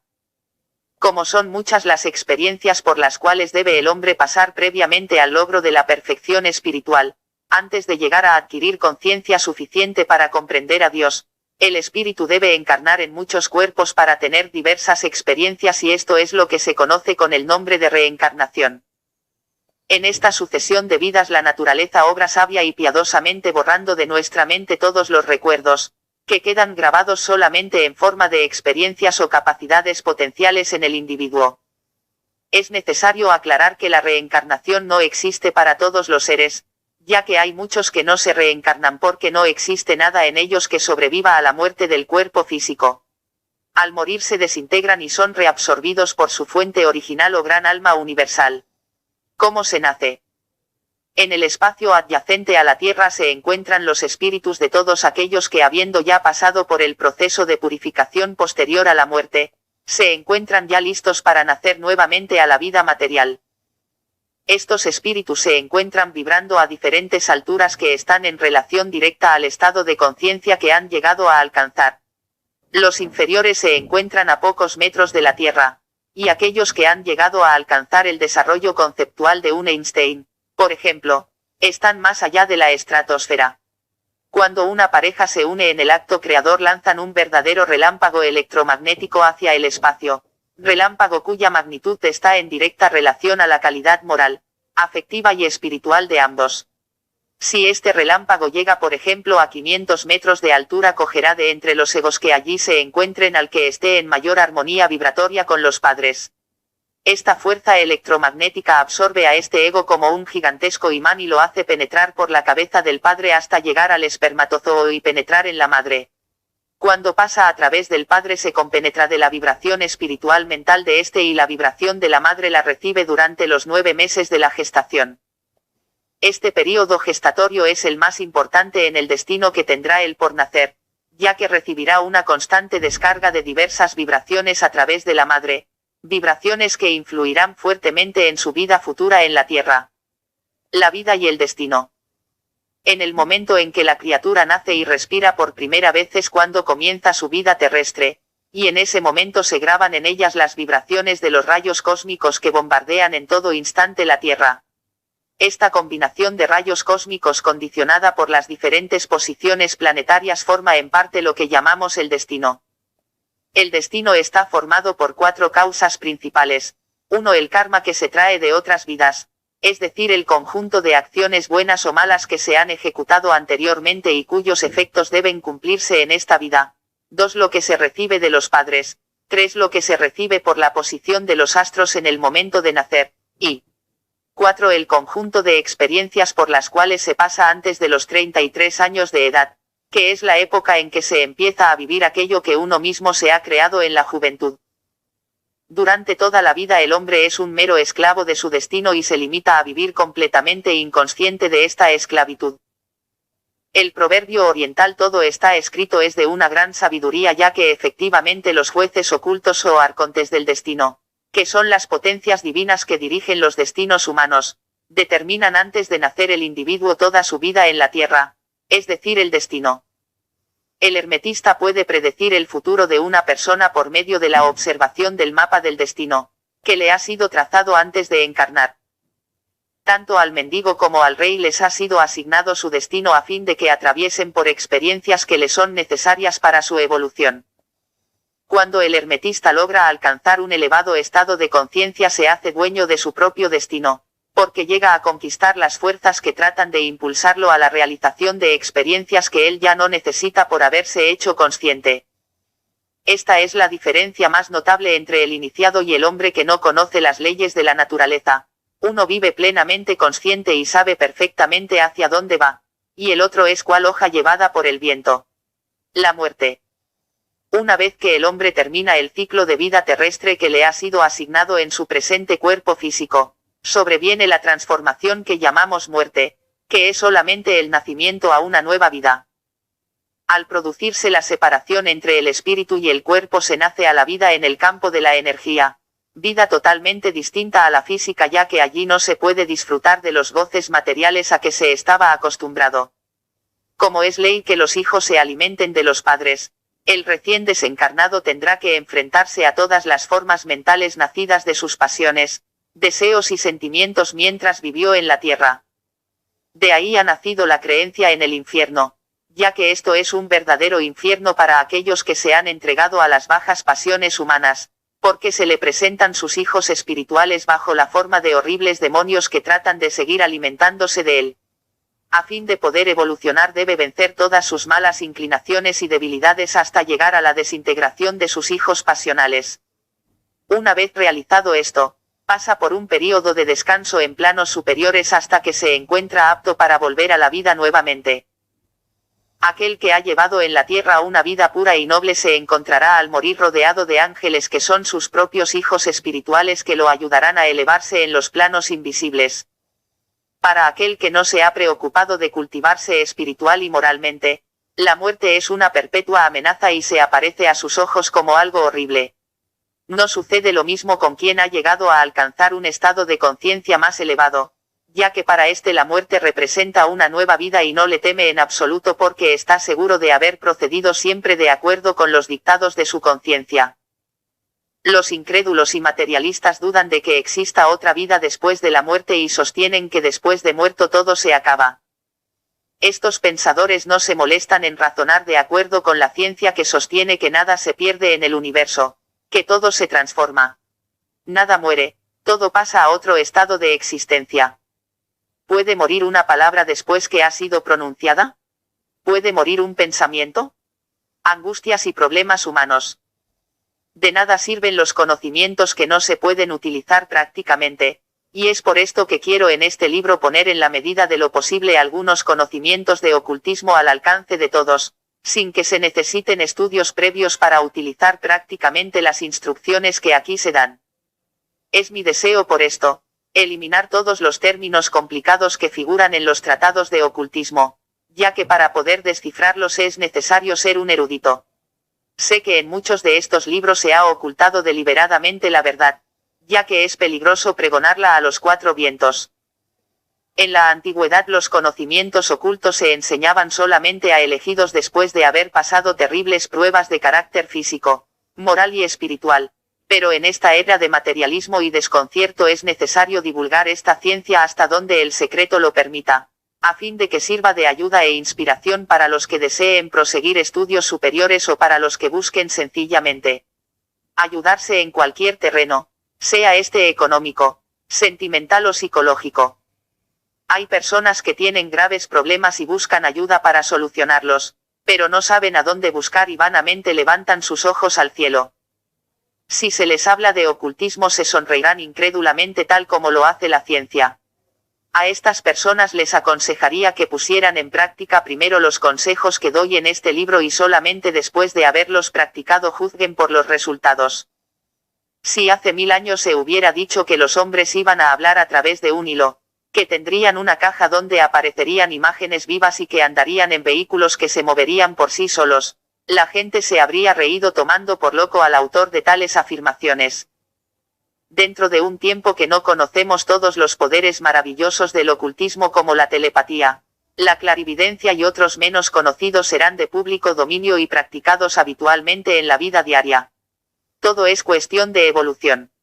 Mayor o menor tiempo transcurrido para adquirir conciencia e inteligencia. Si pensamos en la relatividad del tiempo, comprenderemos que puede existir una ciencia que acelere grandemente el desarrollo de la conciencia humana hasta límites desconocidos. Esta ciencia se ha mantenido y se mantiene en el secreto ya que la humanidad no está preparada para recibirla por no haber alcanzado el suficiente grado de perfección moral y espiritual. Aquel que por la práctica constante del bien, del amor fraternal y de las virtudes humanas va elevándose espiritualmente.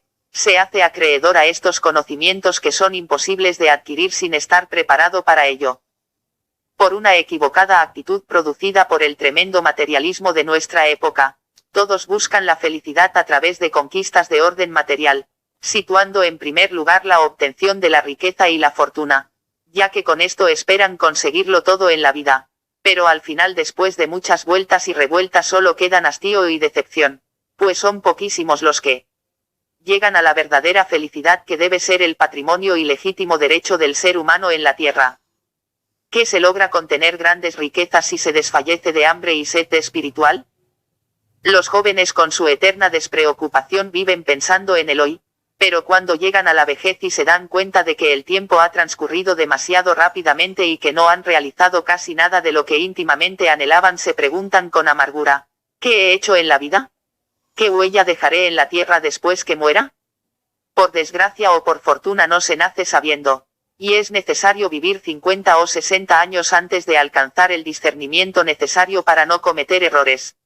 Paradójicamente, cuando se alcanza esta sabiduría, este conocimiento del arte de vivir, empieza a decaer el cuerpo debido a la vejez y sobreviene la muerte justamente cuando se había alcanzado un estado de conciencia adecuado para lograr una verdadera felicidad. Esta aparente injusticia nos debe dar mucho que pensar, meditar en qué potencia misteriosa es aquella que nos dio la vida sin pedirla, y que cuando hemos aprendido a disfrutarla, nos la quita. Naturalmente no todos aprovechan las experiencias recibidas y muchos llegan a la vejez tanto o más ignorantes que en su juventud. Existen muchas universidades en todo el mundo, colegios y centros de enseñanza que hacen sentirse orgulloso al mundo civilizado por el grado de cultura que ha alcanzado, pero en ninguna parte existen escuelas donde se nos enseñe la más difícil y necesaria de todas las ciencias, el arte de vivir. El resultado final de una vida es casi mera cuestión de accidente o casualidad, producto de la gran ley que rige al reino animal, la ley del más fuerte. Es un verdadero milagro que jóvenes normales, sanos, de regulares inquietudes intelectuales y espirituales, lleguen a convertirse en profesionales, ya que encuentran tanto misterio, tanto abandono espiritual, tanto odio, tanto egoísmo, ignorancia e incógnita sin solución, que es extraño que no terminen con su mente desquiciada por tantas y tremendas contradicciones. Triunfan generalmente aquellos que logran colocarse una venda en la vista y tapones en los oídos a fin de no ver ni oír nada para mantenerse insensibles a los grandes problemas humanos. Muchos que han llegado a vislumbrar la verdad repentinamente han terminado con su mente perturbada. Los padres transmiten a sus hijos únicamente su personal concepto de la vida, que estará solamente en relación con sus propias experiencias y conocimientos, pero no de acuerdo con leyes inmutables y eternas. Es por esto que los hijos siempre encuentran anticuados a los padres y se sienten incomprendidos por ellos. La psicología y la psiquiatría hacen un esfuerzo notable tratando de acondicionar la psiquis para poder afrontar la vida en mejores condiciones, pero son incapaces de controlar ciertas manifestaciones psíquicas que están más allá de sus conocimientos ortodoxos. Psicólogos iniciados en los misterios de la mente podrían contribuir en el ámbito educacional a cambiar el estado psíquico de sus consultantes, eliminando todo lo malo y negativo. Todos los jóvenes tienen graves problemas sentimentales y espirituales que generalmente no hallan eco en sus padres, y llevados por estos problemas cometen errores que en su sano juicio habrían evitado. Digo en su sano juicio porque cuando los problemas de cualquier tipo que sean, se convierten en una obsesión peligrosa, flaquea la estabilidad mental y emocional del individuo y deja de ser éste responsable de sus actos porque pierde la capacidad de razonar. En estas ocasiones un psiquiatra es irreemplazable.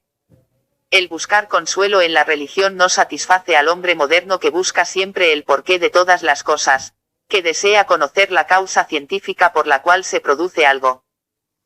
No deseo de ninguna manera herir a los que profesan una fe religiosa, sino que únicamente poner de manifiesto que si bien hay individuos que se contentan con aceptar dogmas por fe en una religión, hay otros que buscan el camino de la razón y el conocimiento para conocer las causas. Para estos hombres que buscan el camino del conocimiento, el ocultismo representa el logro de su búsqueda, ya que si se dedican a investigar desprejuiciada, serena e inteligentemente encontrarán y conocerán las causas ocultas de todos los fenómenos que percibimos a través de nuestros sentidos y de nuestra mente. El arte de vivir es tan fácil y tan difícil al mismo tiempo. Está todo encerrado en amaos los unos a los otros. Por desgracia el ser humano es débil, falto de voluntad, estabilidad, unidad y conciencia. Tan débil es, que se ve perpetuamente acosado por multitud de deseos, ambiciones, odios, egoísmo, vanidad y diversas pasiones que le cierran el camino a más elevados logros. Todos estos estados pasionales forman una verdadera cárcel para el espíritu, que se ve incapacitado de disfrutar plenamente de su vida en el cuerpo y que no puede expresar a través de este cuerpo que es su vehículo en la tierra, sus pensamientos, deseos y capacidades.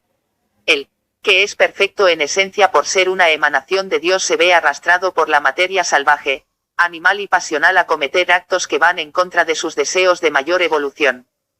En vez de servir el cuerpo al espíritu, se ve obligado el espíritu a servir al cuerpo, por haber sido totalmente borrado y desplazado de la conciencia humana por los deseos egoístas de la masa que busca satisfacciones propias de su condición.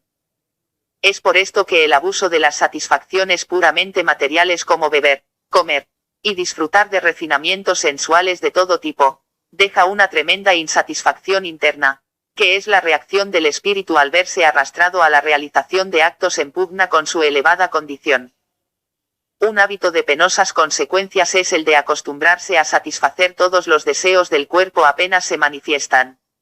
Se estima como la felicidad más completa el poder disfrutar de todas las comodidades materiales, aunque se viva como un indigente espiritual, y el hombre inteligente, fraternal y de una exquisita sensibilidad espiritual es a menudo mirado como un tipo de poco valer si no tiene una buena cuenta bancaria o un lujoso automóvil.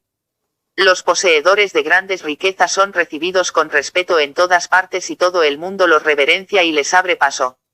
Forman una especie de aristocracia millonaria que desprecia a los desposeídos de la fortuna. Es bien curioso, sin embargo, lo que se puede observar en el plano espiritual o plano de la energía, llamado comúnmente cuarta dimensión. Allí existe la aristocracia del espíritu, fraternidad a la cual solo tienen acceso aquellos que han conseguido transformar los metales viles de su alma en oro espiritual, es decir, los que han vencido todas sus debilidades y pasiones para reemplazarlas por virtudes. En este plano puede verse a un importante hombre de negocios elegantemente vestido y pasajero de lujoso automóvil con apariencia de mendigo y llevando a cuestas una serie de horribles demonios. Estos demonios son las posesiones materiales de este hombre que se convirtió en esclavo de la riqueza. Él no tiene una casa, es la casa la que lo tiene a él. No tiene un automóvil, el automóvil lo tiene a él. Otro en cambio, que en vida puede ser un humilde barrendero, es tratado en este plano como un gran señor y se le ve vestido con albos y bellos ropajes. La vida es una gigantesca obra de teatro con millones de actores, donde cada cual se ha colocado una máscara para representar el papel que le ha sido asignado por el director de escena, o sea Dios. La diferencia que existe entre el teatro y la realidad es que en la realidad cada hombre representa varios papeles, tiene multitud de disfraces y máscaras, uno para cada ocasión. Se ve obligado a asumir diversos papeles para impresionar a los demás y afirmar su personalidad. Después de mucho tiempo de llevar interpretando estos papeles, se confunden tanto con la realidad, que pasan a formar parte de la psiquis del individuo. Estas máscaras contribuyen a mantener al hombre sumido en la ignorancia de la realidad, ya que todo lo percibe a través de sus papeles. La divulgada recomendación "conócete a ti mismo" se convierte en un imposible entre la maraña de las máscaras. Imaginemos una obra en que cada personaje quisiera interpretar su propio papel sin tomar en cuenta a los demás actores ni al director de escena y tendremos una buena idea de lo que ocurre en el alma humana. Se ha llegado a confundir tanto la escena con la realidad que nadie es capaz de percibir en forma objetiva lo que nos llega a través de nuestros sentidos. Toda percepción en el hombre es subjetiva y es por esto que vive en la ignorancia y es presa del dolor, la enfermedad y el temor a la muerte a pesar de tener toda la sabiduría del universo dentro de sí mismo. Esta trastrocación del principio pensante del individuo es la verdadera torre de Babel que produjo la incomprensión total y completa de la raza humana. Todos los actos humanos están condicionados a sucesos externos que influyen de uno u otro modo en el estado de ánimo o mental del individuo, inclinándolo hacia una determinada decisión. Son muy pocas las exteriorizaciones auténticas del ego o espíritu, que son las únicas que se pueden considerar dentro del plano de lo consciente. Las manifestaciones corrientes son producidas por presiones diversas ejercidas en la psiquis por algo que ha llegado a través de los sentidos, o por estados vibratorios que se han grabado en el subconsciente debido al total de experiencias tenidas hasta el momento de la exteriorización. El estudio del ocultismo es el estudio de sí mismo, para aprender a distinguir lo real de lo irreal, lo auténtico de lo artificial. Podemos llamar a lo real el espíritu, y a lo irreal, la personalidad. De aquí en adelante consideraremos la personalidad como el conjunto de vida que existe dentro del hombre, que le ha llegado desde afuera a través de la herencia, la educación, el medio ambiente y las experiencias felices o desgraciadas. En contraposición a la personalidad está la esencia, que es la irradiación del espíritu. Al saber y comprender esto plenamente, resulta curioso oír decir a un individuo: yo quiero hacer tal cosa, o mi opinión es la siguiente. ¿Es que acaso las máquinas pueden opinar o querer hacer algo? ¿Puede hablarse de conciencia de una máquina, voluntad de una máquina o amor de una máquina? Los modernos robots que ha creado la ciencia no son nada nuevo, son sencillamente una caricatura humana. Estos robots están acondicionados por medio de diversos circuitos para reaccionar siempre igual ante determinadas circunstancias. Según el circuito que actúe será la reacción. Es fácil darse cuenta de que es imposible que uno de estos robots piense por sí mismo, es decir, que ejecute actos que no estén grabados previamente en sus circuitos, pudiendo no obstante combinar los datos en ellos contenidos. Desde el momento en que hiciere tal cosa habría nacido en él la conciencia. El hombre es igual a estos robots. Piensa, siente, reacciona, siempre de acuerdo a las combinaciones de sus diversos circuitos. Esto no es la realidad. No es lo objetivo, son circuitos trazados en su psiquis por diversas circunstancias. Al referirse a este estado en que ha caído el hombre, se dice en ocultismo que está dormido, duerme profundamente, ya que todo le sucede como si lo soñara a través de los espesos velos de sus diversos circuitos. Todo lo agradable y placentero para la masa o cuerpo físico contribuye a hacer este sueño más profundo. Esta es la causa de todos los ayunos, privaciones, tormentos y disciplinas de todos los místicos que buscan el desarrollo de la conciencia. Estas disciplinas tienen por objeto incomodar al cuerpo, remecerlo fuertemente para hacerlo despertar de su letargo. Lo más terrible de este peculiar estado es que nadie se da cuenta de él, y a quien se le hable de esto se sonreirá irónicamente y dirá: ¿cómo voy a estar dormido? ¿Que no ves acaso que estoy despierto? Esta incapacidad de reconocer el propio estado de sueño cierra inmediatamente toda posibilidad de progreso, ya que mal se puede pedir a una persona que combata algo cuya existencia no admite. Es posible llegar a conocer el estado de sueño únicamente por una cuidadosa autoobservación y autoanálisis. Qué diferente es entonces el concepto de placer y dolor. Todo placer puramente físico favorece el sueño, y todo dolor, sea este físico o moral, es un verdadero sacudón que disipa el sueño. El que ha despertado plenamente no necesita del dolor para evolucionar. Por la importancia que reviste, examinaremos en más detalle este asunto de la conciencia. Si nos observamos atentamente, veremos que en la vida diaria tiende a producirse una identificación o fuga de nuestra conciencia hacia todo aquello en que fijamos nuestra atención. Mientras más atraiga nuestra atención un suceso cualquiera, más perdemos la conciencia de nosotros mismos, ya que la atención desplaza la conciencia hacia el objeto al cual se dirige. En este momento es cuando se produce la identificación entre el individuo y el estímulo, identificación que lo deja totalmente dormido o inconsciente.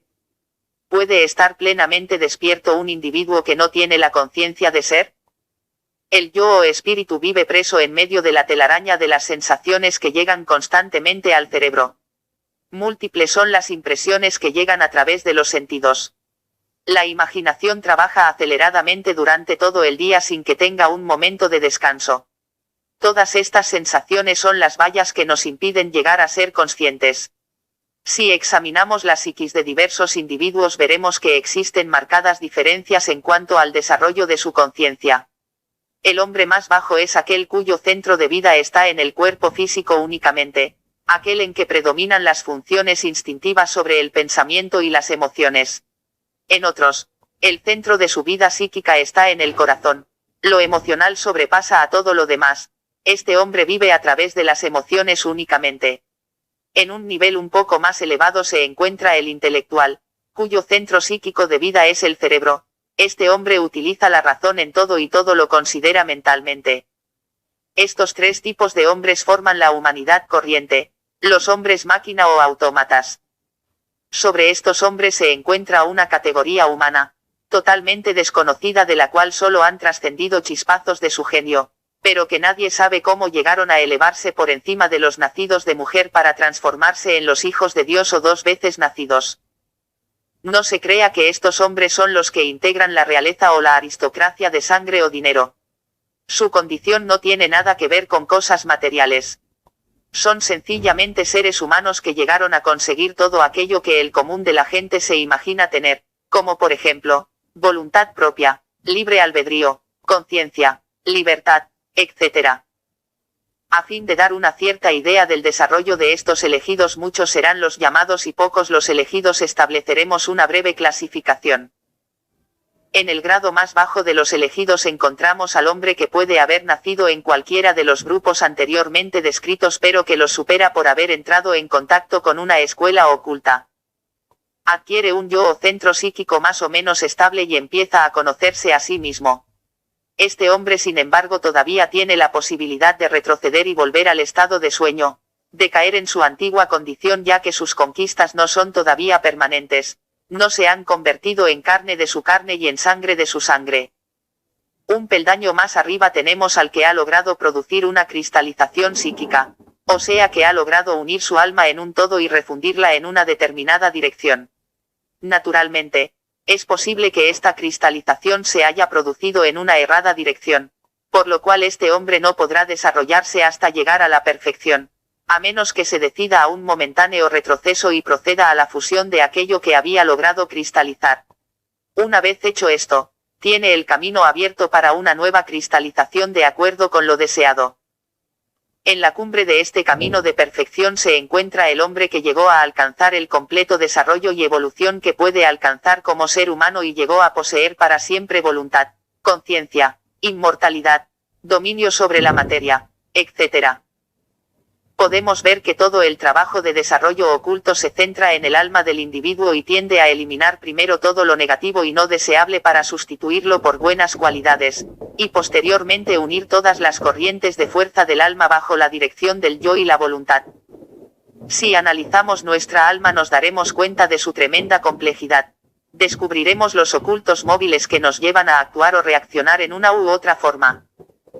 Existen dentro de nosotros una serie de fuerzas que obstaculizan el correcto funcionamiento de nuestra maquinaria y estos son los complejos, inhibiciones, y los sentimientos y pensamientos negativos o desintegrantes. Nuestra vida depende en mucho mayor grado de lo que imaginamos, de nuestra alma. Todo lo que aparecerá posteriormente en el cuerpo físico se origina en el alma. Si un hombre enferma es porque enfermó su alma. Si envejece, es porque envejeció su alma. Si la mala suerte lo persigue y no puede conseguir nada en la vida, es por su alma. Es muy difícil verse a sí mismo, conocer las propias limitaciones y errores, pues generalmente la causa de nuestras desdichas se encuentra muy adentrada en la psiquis. Es a través del alma que se manifiestan las fuerzas positiva y negativa de que hemos hablado anteriormente. Según la fuerza que predomine nos elevamos o descendemos cada día. La fuerza destructiva es la que impera en todos los momentos de pesimismo, desaliento, tristeza, melancolía, timidez, etc. Todo hombre que triunfa es porque ha sabido conectarse consciente o inconscientemente con la fuerza constructiva usando para ello su voluntad, sus sentimientos y su imaginación. Más adelante daremos instrucciones para usar prácticamente esta poderosa fuerza. En este capítulo nos concretaremos a examinar los pequeños y grandes problemas del hombre medio que se derivan en su totalidad del binario espíritu y masa.